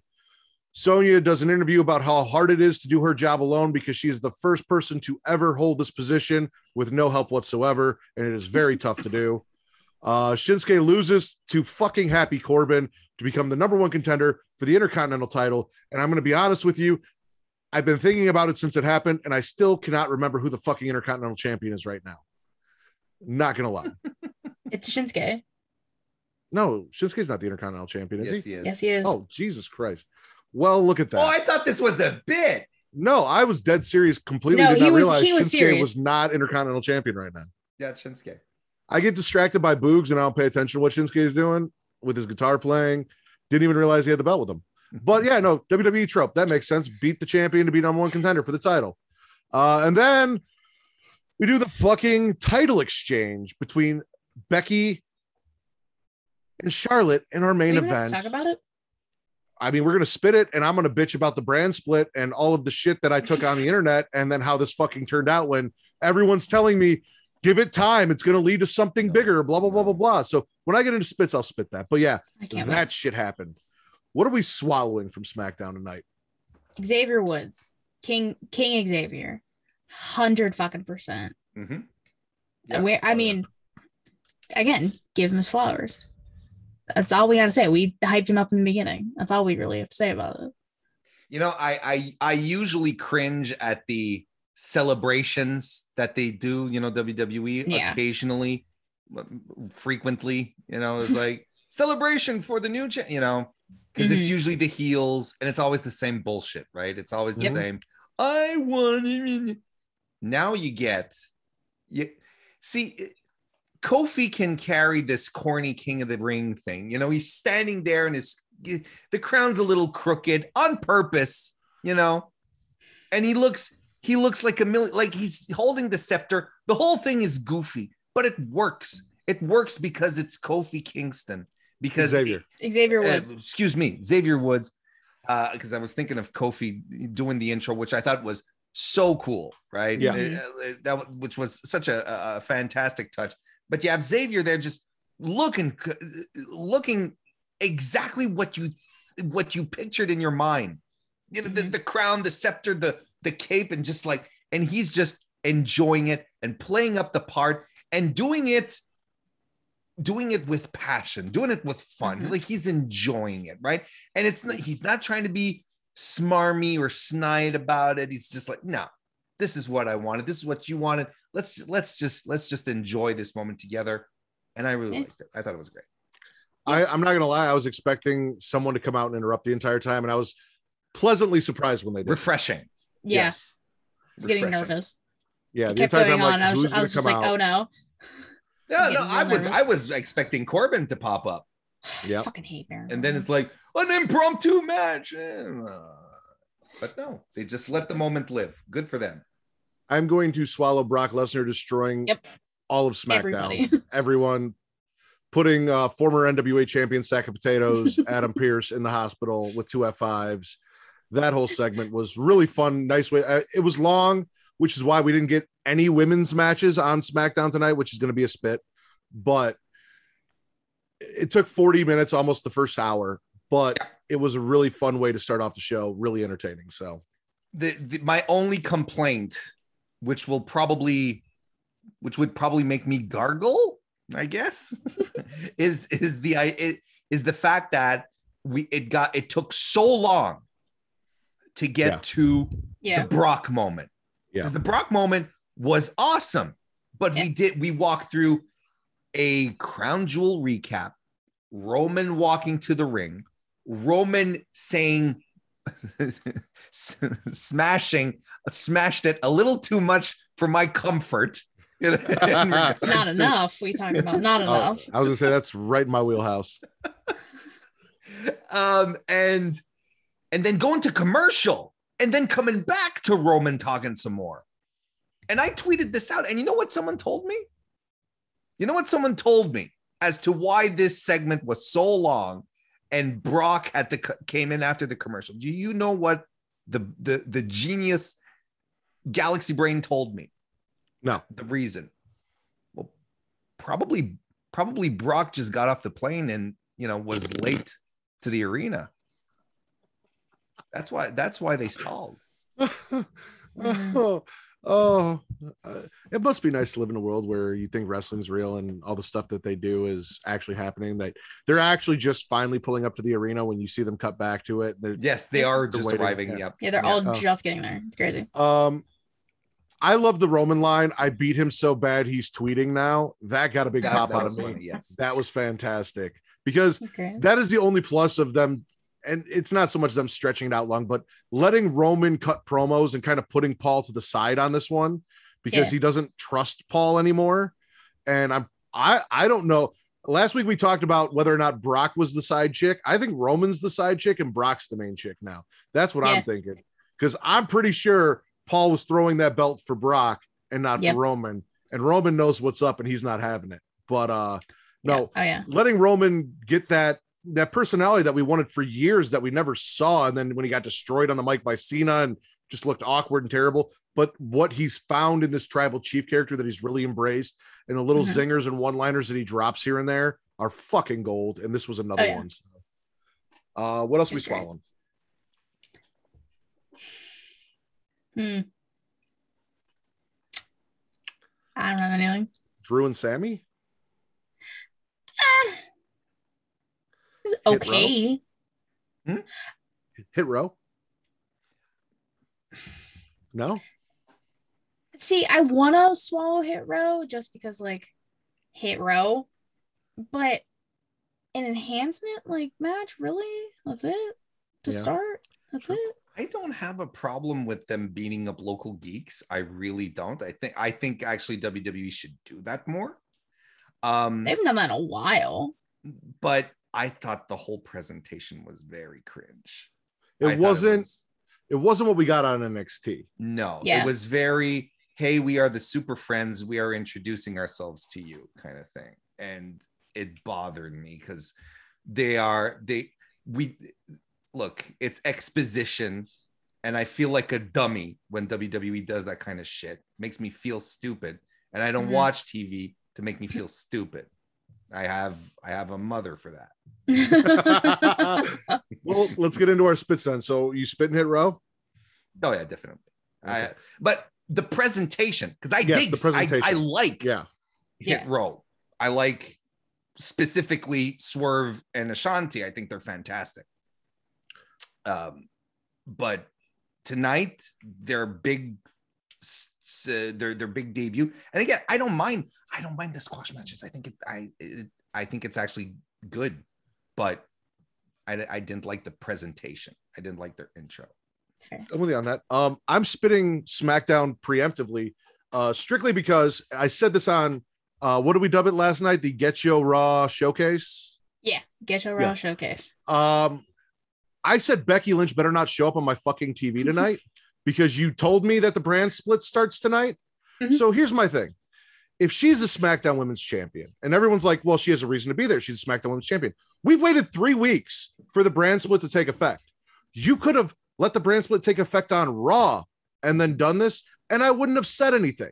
But the very first night the brand split's in effect, you have a Raw superstar in the main event of fucking SmackDown. You also had 3 weeks to settle this whole title dispute thing. You had multiple avenues you could have gone. You could have given us new championships and presented them to these women. Charlotte could have been, what do we say, the WWE Universal Women's Champion or WWE Women's Champion straight up, and vice versa for Becky. We could have gotten new belts. There's so many things that we could have done to avoid this situation. And instead, on the very first fucking night of the goddamn brand split that you have shit all over repeatedly for years, that I just ask you to please just live up to what you said it was going to be. Like, just do just do what you said it was going to be. Like, you don't have to make anything extra. Just follow your own fucking rules. The very first night, Becky's on SmackDown in the main event. And everyone's like, well, play it. It's going to play out. Maybe it'll lead to, it'll lead to Survivor Series. I'm like, I don't give a shit because I don't want this interbrand bullshit. But also it didn't. They threw the fucking belts on the ground like they were trash, which not even going to get started on that. And then Sasha came out and started fighting Charlotte. And Becky's like, well, I know you said something about combining the belts, but you know what? Fuck it. I'm out of here. Have fun, guys. And then left. And the crowd's chanting for Becky, and she never fucking came back. Do you feel better? I do. That's why I have this podcast. Because right? Bama Dave tweeted at me, he said, I hope you have good health insurance. And thank God I do, because seriously, That is the biggest wrestling WWE pet peeve I fucking have, is the way they treat the draft and the brand split, and the fact that they don't fucking honor it, and they're constantly trying to find ways to get out of it, but then still making a big deal about it. Either you get rid of it or you fucking honor it and you be creative and find creative ways to make it fucking work. You only have to do it for a year, and then you can put whoever the fuck you want, wherever the fuck you want. You only have to honor it year to year, and then you can move people places. I don't understand why Charlotte and Becky Lynch should be sharing a ring, each having a title, and being like, yeah, let's do this. You know, like with the history that they have, makes absolutely no sense. And here's what this is. Look, you want to, here's the thing. I'm thinking Charlotte, right, on Raw on Monday, she's going around saying, no one's here to give me champagne or say goodbye, you know, kind of thing. And she's being a big baby about it. You know, she's a heel. It's fine. But she's the Raw Women's Champion. She got drafted to the other place. What if Charlotte was like, yeah, so you guys don't want me anymore? Fine. I'm leaving and I'm taking this title with me. Fuck y'all. And I'm going to the other place. So she goes to the other place. She gets there tonight. And they're doing the split, and then she's like, I'm not switching titles. I'm the Raw champion. They didn't draft me number one pick. You guys did, but I'm the champion. They should have kept me. I'm keeping the title. Then you can get, at least then Becky's like, no, man, I'm not going to Raw without that title, kind of thing. And then you can eventually set up something for Survivor Series, which is the only night of the year that WWE superstars interact. Then you can do something down the road with that and have this, at least some kind of story around the belts. Or better yet, merge the titles into one women's championship that can move from brand to brand. Just like the tag team titles. And you know, then what happens is, while the champion is feuding with someone on one brand, what's happening on the other side on the other brand? You're heating other women up. Then you have all the room to develop other challengers for, I mean, they can't do it. They have two titles and they can't do it properly. So just do it for one instead. And I know people would get pissed off and say, oh, okay, you're taking titles away from the women. Do it for the men too. Like, legitimately, there's no real reason to have two world level titles for your two brands. Just never mind the Universal title. It has no lineage. No one cares about it. The WWE Championship's the real one. That's the one we care about. That's the one that carries back to the 70s, right? That's the one. Just, that's what I wish happened. That happens every year at the draft. I want the titles merged. It doesn't matter. Have the champions be traveling champions. And then while they're feuding with someone on one brand, use the other brand to build a challenger, because you're going to have to need main events and so on and so forth, regardless, right? I don't know. See, that's you giving them too much logic. Oh, I know. They don't have it, so it won't happen. You know, which is why I'm angry all the time. Which is why I'm so done with the women's division, because they don't fucking do anything with it. That whole title swap thing was bullshit, by the way. I'm spitting that 1,000%. Trash. The only thing I liked about it was Becky being like, I technically never lost the Raw Women's Champion. I was like, you're right. You didn't. Take your title back. Baby, that's all yours. Fuck Charlotte. Keep your title. No, it's trash. I agree. And no women's match. Yeah, no women's match. That's a big spit. The fact that not a single woman wrestled on this show. We gave Brock and Roman damn near 40 minutes at the beginning of the show, almost half of the show, almost 50%. And then on the back half, outside of this shitty title swap and Aaliyah cutting a promo or doing a vignette, nothing from the women. None of the women that are now. Oh, and I'm sorry, Sonya talking to Naomi. Yeah. For 30 seconds. That's it. That's fucking it. You drafted all of these women to SmackDown. And you're like, oh yeah, land of opportunity. Woohoo. Where the fuck are your women? How much time did Shinsuke and Corbin get? Because I would have taken any women's match they gave me. I don't even care if Natalya was in the match. I would have taken any women's match they gave me over having to watch Baron Corbin beat Shinsuke Nakamura to become number one contender for his title. They went over a commercial, right? They had a commercial break. So. Exactly. So we could have given the women that spot. But no, instead, Corbin needs to be number one contender by beating the champion, because that's the weird convoluted thing we do now all the time. No, I'm spitting the fuck out of that too, because I cannot stand Baron Corbin and anything he does. And Happy Corbin is the fucking worst. And Madcap Moss, or whatever the fuck his name is, irrelevant. What? This gimmick feels like it belongs in NXT 2.0 under Warren's like premises of what NXT 2.0 is. Like Madcap Moss and Happy Corbin feels like a developmental idea on a developmental show that should not make it to the main roster. And performed, in the case of Madcap Moss, by someone who cannot do it, who has no comedic timing. I'm spitting Riddick Moss. How many times is this guy going to get a chance? How many times is this motherfucker going to get a chance? NXT, he gets called up. They put him on the Raw Underground stuff. They have him do. Do you remember the what did they call it? The Moss the Moss method. You remember that when they were he was doing a personal trainer gimmick, and he had like this energy drink or protein shake, whatever. I don't remember that at all. They gave this guy, and at some point he was just like plain old Riddick Moss. This dude, I don't know what he has on who, but he has had so many chances on main roster, on NXT to get his ass over, never able to do it. He's the plague.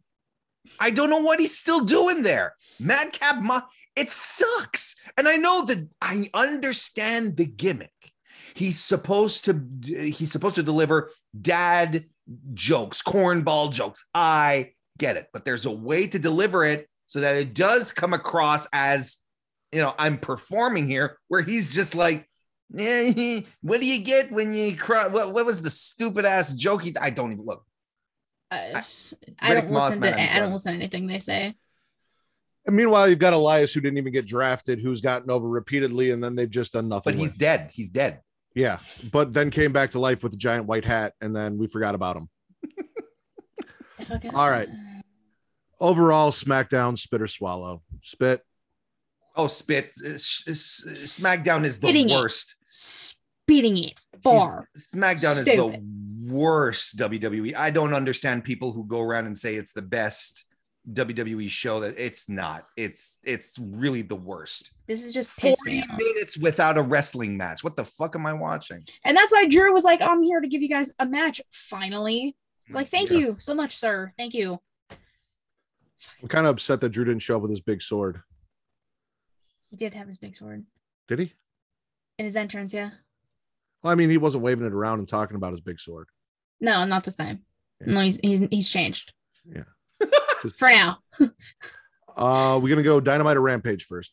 Let's go with Dynamite. We kick it off with a banger. Malachi Black defeats Martin, and then a little show of respect at the end, which is the first time we've seen Malachi Black do that. We got Jurassic Express interview. They get jumped by the Elite. We got an Inner Circle promo because apparently they remembered that was a thing that existed and that these people actually had relationships. American Top Team interrupts. Jericho gives Paige Van Zant the Stephanie McMahon treatment, talking shit about her like it's 2001. Jericho wants a 10-man tag team match. Dan says he's got a challenge for Sammy. It's either going to be Scorpio or Ethan. Sammy says he'll fight everyone in American Top Team. He doesn't care. The Lucha Bros lose to Los Superanos, who turn out to be FTR. They are the new AAA tag team champions. Also, I enjoyed the little callback to Edge and Christian because we know FTR has that relationship with Edge, and you've got the Los Conquistadors, Los Superanos. That was a cute little thing. We got an interview with Leo. He said Dante failed because Dante didn't do what he told him to do. Leo is going to be Dante's new tag team partner, and Dante does not look happy about this.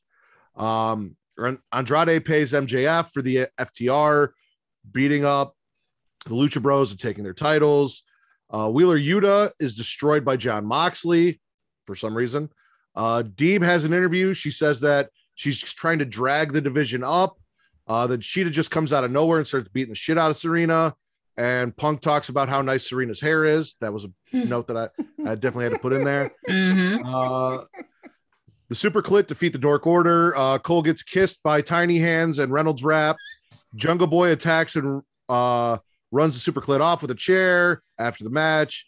And then Cutler ends up getting a chair shot and the snare trap and an up close facial.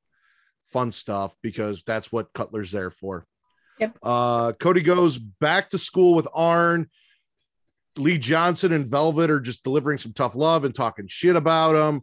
Cody's getting frustrated in the wrestling matches. Arn compares Cody versus Black to Arn and Dusty, and that was kind of an insult to me. That hurt a little bit. I wasn't okay with that. Neither here nor there. We got MJF versus Darby. MJF introduces himself in only a way he can. Darby gets taunted for not being there. MJF has Wardlow drag out Bryce and count Darby out. And then just before the 10 count, Sting's music hits. He comes down. Wardlow's gets used as a human shield while MJF runs away, does his heel shit.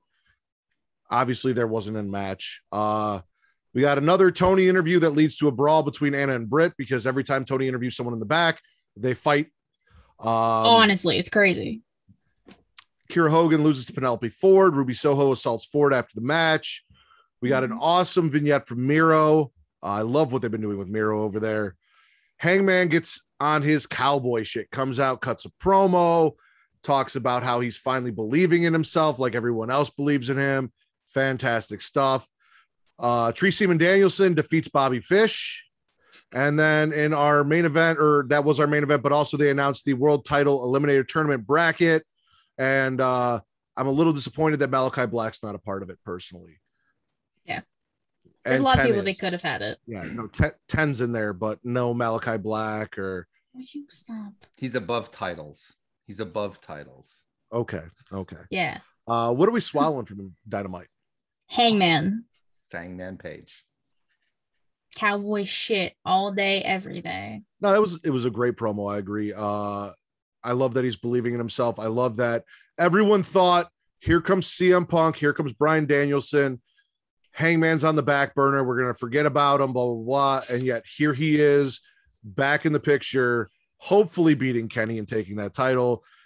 I've been behind Hangman Page since the whole AEW thing started. He was my favorite guy from the get-go. I was one of the few people that I understood why Jericho had to win the title first, but I wanted to see Hangman win the title and be the first champion. Yeah. I get it, but I've been behind him since then. I was really sad when he went into the tag title scene with Kenny. Then I was stoked when he finally was coming back after Kenny. Then he took time off to do the kid thing, which I understand completely. Now he's back, and I'm super happy for it. So if he doesn't fucking win at Full Gear, I am so done. How do you not win after a pay-per-view that's created around your entire, like, you are the reason the pay-per-view's named Full Gear? There's no better place for you to win. That's if you look storyline wise, that would make the most sense. That's where Kenny first turned his back on Page.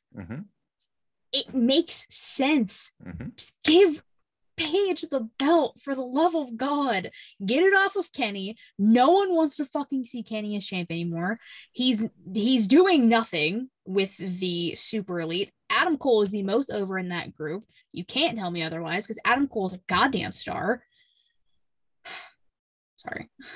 I'm ranting a lot. She apologizes. No, those are all fantastic points. The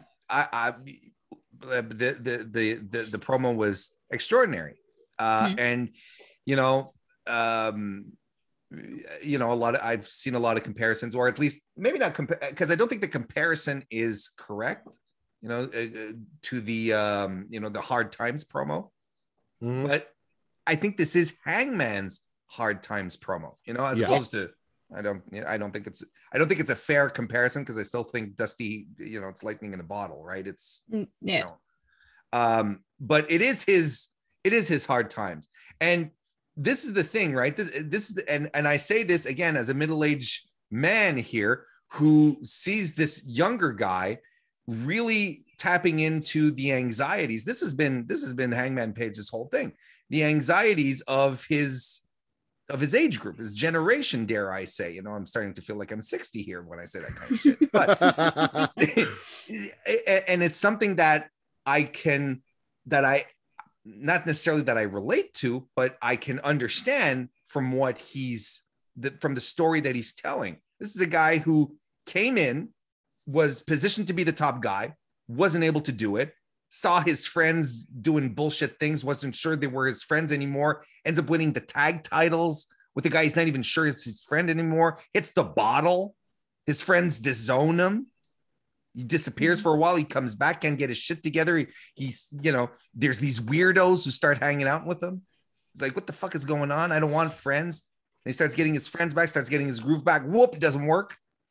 Now he's back. He's back because he got centered, because of the cowboy shit, because of family, because he's tapping into real things, as opposed to just like trying to be the star, trying to be everyone, what everyone wants him to be. He's like, no, I'm going to focus on what's real and concrete for me. And that resonates. That's something that's super meaningful. I think he's going to win at Full Gear. I would have had him in my booking scenario. He was winning at Revolution next year, but I think it makes perfect sense for him to win at this point. And you know what, Matt? All the people who doubted that Hangman Page would not be over when he came back because of Brian Danielson, and the American Dragon. They're dopes. Anyone who thought that are dopes and do not understand how AEW is able to develop their stories and develop their characters so that when and especially in the case of Hangman Page, who has been just a slow burn of a build to the point where he is today, is he's still super fucking over. He still gets those amazing pops, despite the fact that, you know, the patron saint of disgruntled anti-WWE fans, CM Punk, has returned, despite the fact that the American Dragon has been released from his shackles and everyone is excited to see what he's going to do. Hangman Page, homegrown AEW into the position that he's in, comes back, and he's still this fucking superstar that he was when he left. Those are some fantastic metaphors there. Gotta say. I got shivers myself. I'm also really excited to see Bryan Danielson wrestle all these creator wrestlers that you guys created in that company, New Japan, that come over. That's really cool. That crossover's dope. So I'm super excited for that. I'm also going to swallow the Lucha Bros defeating or losing to FTR. I enjoyed the whole Superanas thing. I enjoyed that whole deal that they did. I enjoyed the interaction between MJF and Andrade and the payment and everything. What a nice detail. Seriously. Yeah. I loved it. And you know what else I like to, because I'll gleefully swallow that too, because I think it's fantastic that the team that made its reputation with the line just fists, no flips, just fists, who have been whose mantra has been good old-fashioned old school tag team wrestling, are the fucking champions of the premier Lucha Libre promotion. Like it boggles. I think it's fantastic. And the way they did it, and you know, but CM Punk on commentary early on in the match goes, that's Cash Wheeler. What are you guys talking about? You know, we don't know who this, and he's like, no, that's Cash Wheeler. What are you guys talking about? Like, it's obvious. And I'm like, you know, it's perfect. It was a perfect little thing. It's like, no, we're breaking it here. Everyone can see it's FTR. We're not going to sit here as your commentary team and try to make you believe that it's not FTR. This is FTR. I loved it. I thought it was great. We're not going to insult your intelligence. Voila. Wow, crazy. Also Malachi Black, Dante Martin. Yep. That's exactly what I was going to say. That kid is fucking incredible. You know what, Dante? Oh, sorry. Go ahead. I was gonna say he's like 19, 20. Yeah, he's 21, something like that. He's a goddamn star, and the fact that they decided, well, his brother's out because he got injured, and they kept him in the forefront, and they kept pushing him, and they put him in these banger matches against. Hell, he was in a 6-man tag against the Elite, against Kenny, who is like their star. Fucking blew everyone out of the water in that goddamn match, because I witnessed that match live. Yo, And you it were was- there. That's awesome. Yeah, No, he was awesome It was in that match. Pittsburgh. It was incredible.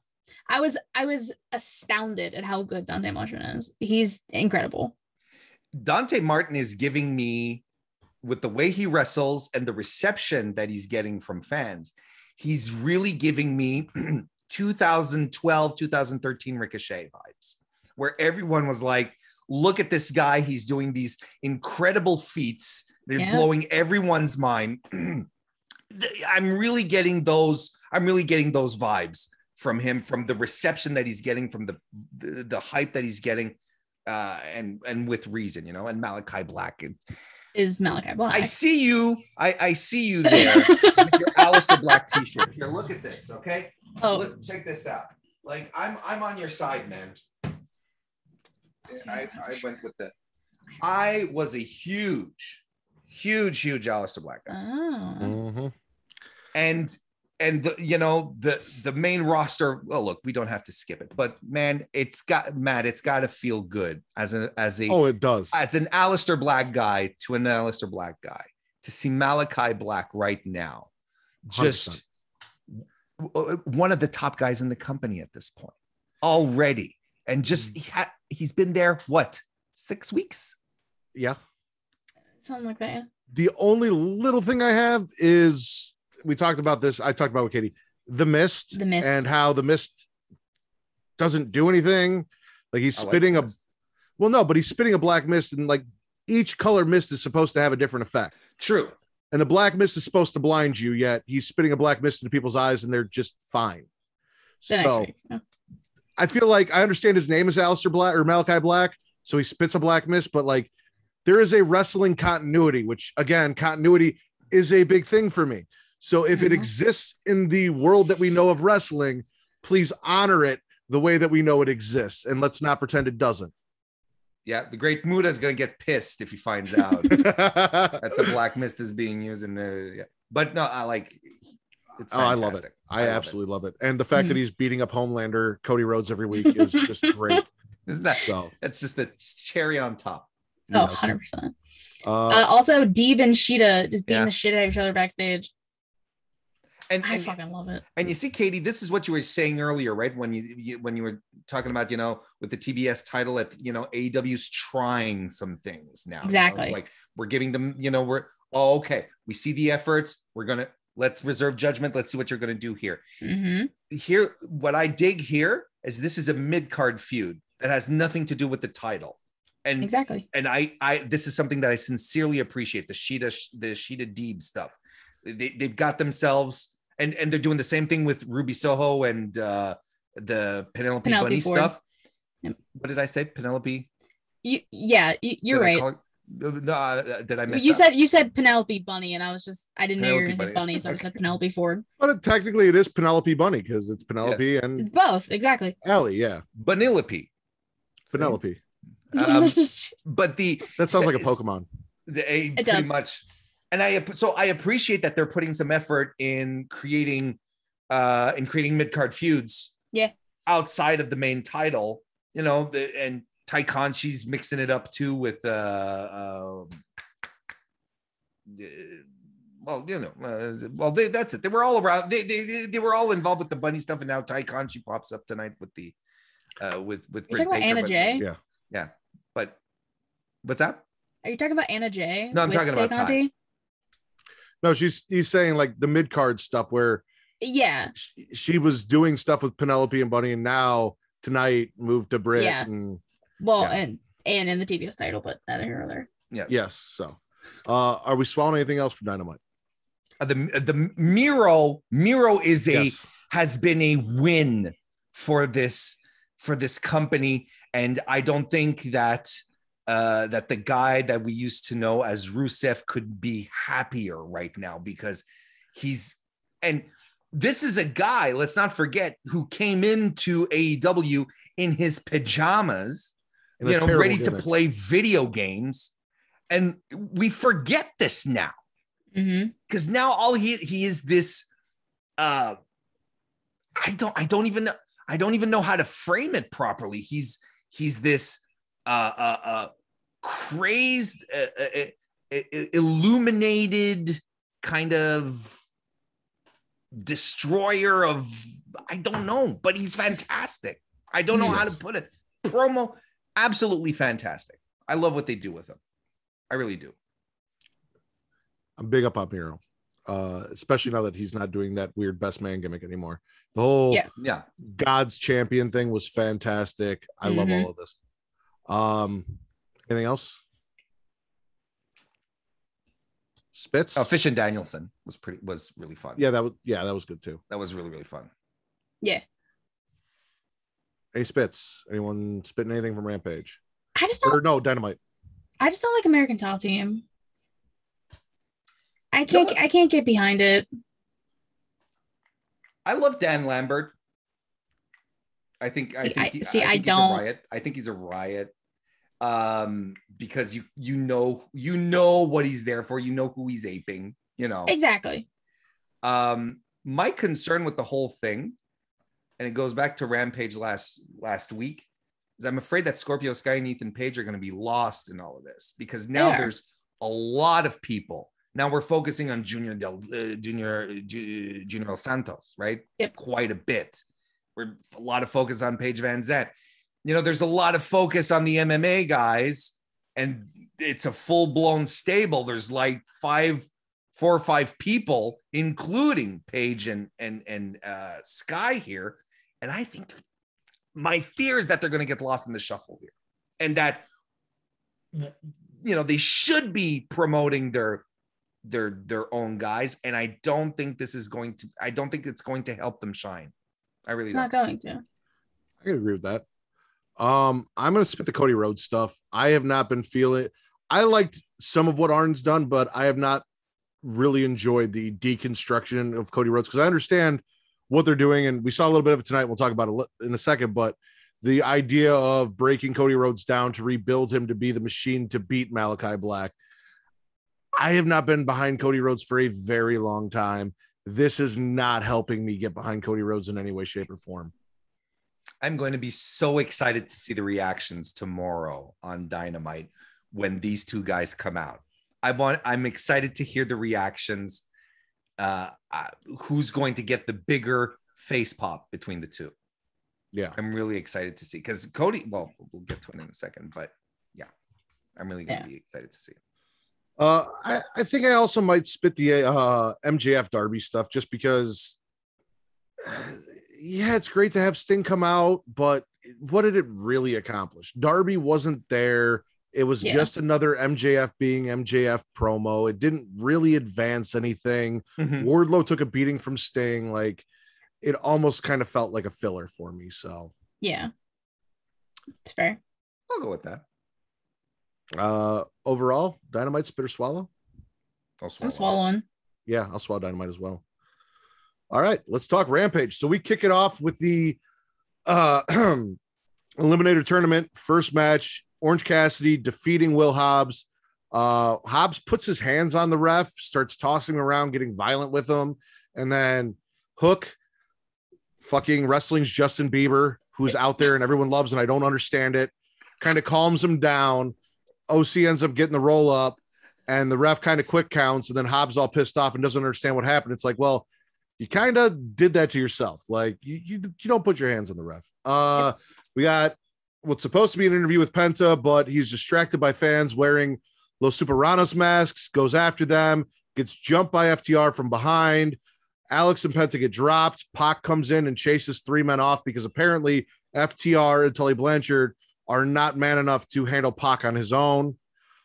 Britt defeats Anna Jay. Conti comes out to make the save. And then again, the 3 women ringside, Reba, Jamie Hayter, and Britt Baker, cannot handle Tay Conti on her own. So they all leave and run away from Ty. And then in our main event, Pac defeated Andrade. There was a 3 count, but the lights went out at 3. Malachi Black shows up. Andrade had alluded earlier on in the obligatory Rampage pre-main event interview that they do every episode that he has friends around the world. Obviously, Malachi Black and their history are friends. Malachi kicks the head off of Pac, hits him with the mist, and then Arn comes down and finger guns at Malachi, and out comes Cody Rhodes to attack Malachi Black and save Pac and run the bad guys off. What are we swallowing? Malachi basically being with Andrade, because that's fucking dope. Because Zelina was Andrade's manager. Zelina is married to Black. Like it's all fucking connected. And like the NXT shit, I love it. And well, fuck Cody Rhodes, neither here nor there.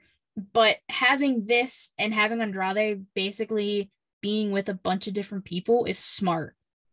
It's smart. It's a smart decision because he has his hands with the Pinnacle, who aren't really a thing but are a thing, and now with Malachi. And then that means he's probably gonna have to deal with Cody, which fucking sucks. But I'll take this little moment here and cherish it before it gets ruined by Cody. This was a nice feel-good moment for those fans who wanted better for Andrade and Alistair, now Malachi, who get to see them now in the main event of a show together. And what a week for that whole fight. Like, honestly, Andrade's former manager is queen in WWE. Her husband and him are together main eventing a show on Friday. Like, it's really cool. I'm with you on that.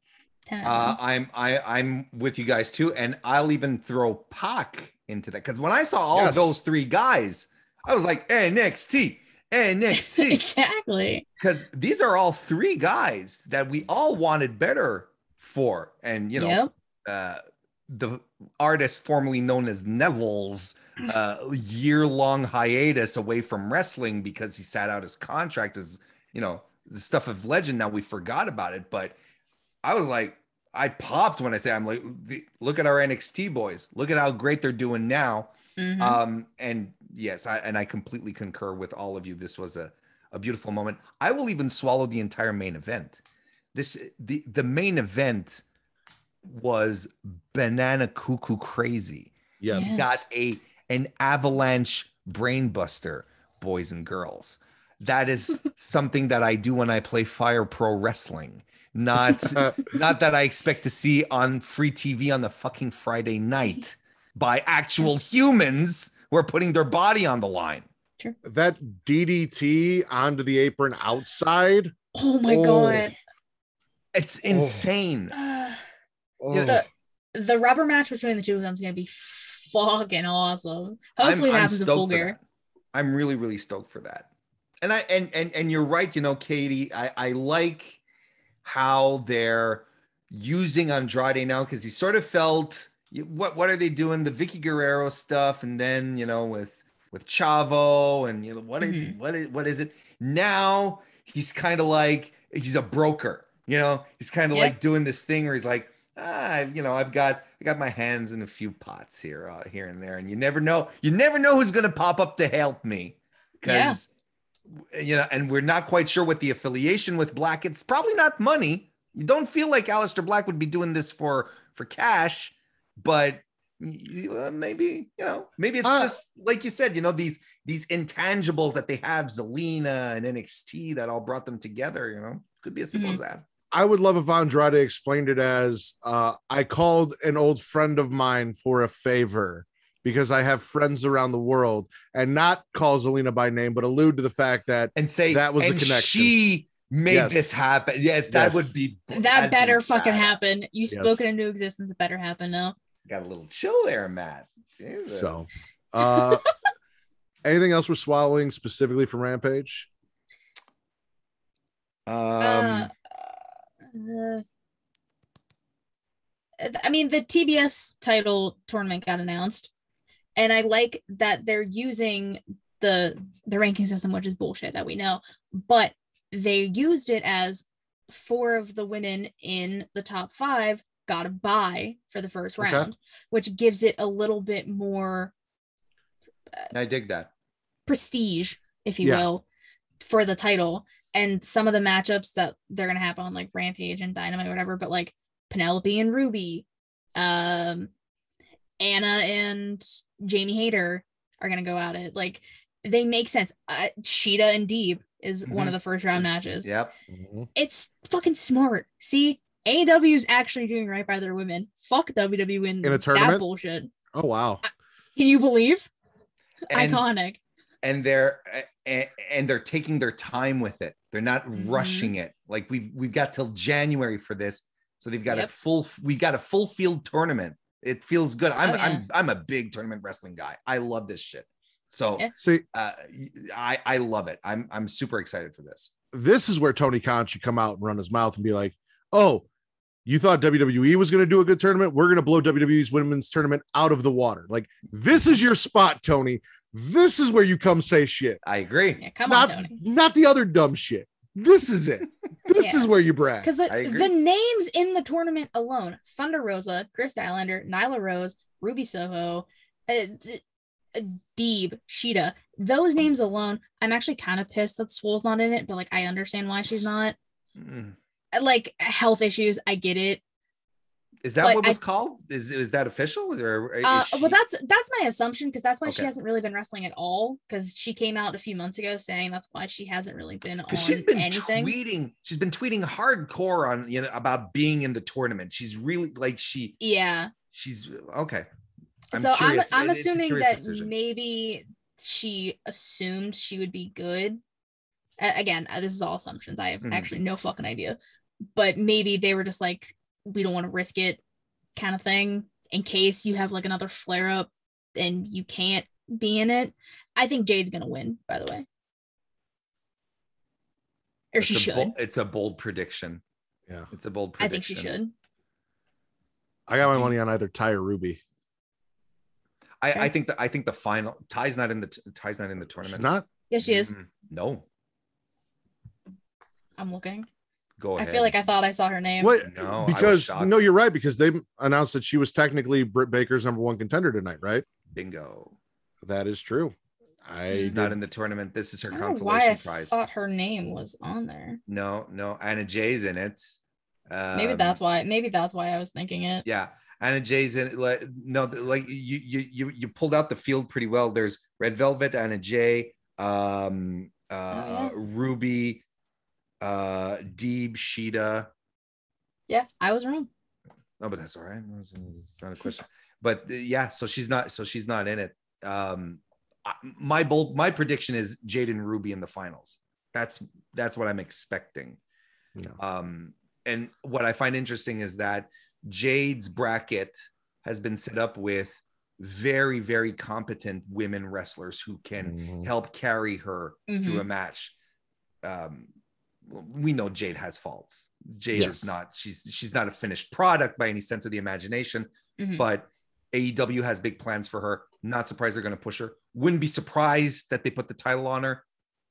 Ruby Soho is still a good, I bare minimum, my finals are Ruby and Jade, and I'd be happy with that. That's fair. Okay. I only got one spit, and it's just, I don't fucking understand Hook. I don't understand why everyone loves Hook. I don't understand why everyone wants Hook sent. I don't get it. Maybe that's the old man in me. Is just, he looks like he literally looks like Taz went in the back and woke him up for a nap to come out on TV every time he walks out. But he's jacked. That's the difference. And he's jacked. He's a meme at this point. Like it's literally a meme at this point. It is. I mean, it was like 2 weeks ago on Rampage. Jericho was like screaming on commentary, send Hook, send Hook. Taz was like, send Hobbs and then send Hook. Like, it's a fucking meme. Jericho drives me nuts on commentary sometimes. I know. He does. Me too. You were like, oh, as an old man, as a 25-year-old female, I don't fucking understand the appeal of Hook. Get the fuck out of here, you child. Go back to school. I don't understand. I would I didn't really care for the opener. I think Dynamite, the AEW usually is really good at providing really solid openers, like really dynamic, fun openers and really great finishers. Like, the shows are really well bookended. I thought like Hobbs looked the part, he acted the part. And maybe it's because maybe there's a little bit of it that, I knew that Orange Cassidy was going to win. There was no, like this was already telegraphed. That maybe took me out of it a little bit, and I didn't buy into the spots as much. But it didn't get me going. Didn't do a lot for Hobbs either. Yeah, it does nothing. I'm with you on that. Anything else? Everything's just kind of a gargle after that. I'd spit the whole lucha stuff tonight. I didn't get it. I kind of thought the Penta stuff. The Penta stuff with the I don't see what this advanced. And I think sometimes you look at wrestlers and you're like, wrestlers are the stupidest people on the planet, right? Because they'll stop doing what they're doing because there's music that starts, and then they'll just stand and look at the music until someone pops up, and then it's like there's two guys in the audience. They're just like frogs, like the guys who came after us last week. I have to go out to investigate, and then pulls the masks off and he just stands there. He goes, "What are you guys doing? What are you guys doing?" It's like, dude, they're fans. Chill the fuck out, kind of thing. Of course, it's when wrestlers act too stupid, it takes me out of it too, So I don't know. It was just like it didn't do it, and I don't see what it advanced as far as this whole FTR Lucha Bros thing either. I think just my take on it is I think they kind of took out Phoenix, kind of, sort of, sure, because he wasn't there tonight. Mm-hmm. And now they're attacking Penta, so that means they're just gonna want to go after the actual titles. What? Well, now my one counter to that is I put over the MJF thing with the receiving of the money, and MJF clearly said that this was a one night only offer of FTR to Andrade to take out the Lucha Bros. So them now coming over and continuing this almost doesn't make sense. That's a very good point. It could have been Andrade just being like, "Oh yeah, of course," but him actually being like, "No, fuck you. I'm gonna continue to use FTR to my advantage," because I feel like that's a very Andrade thing to do, is manipulate people. Okay, could be. Rampage overall, spit or swallow?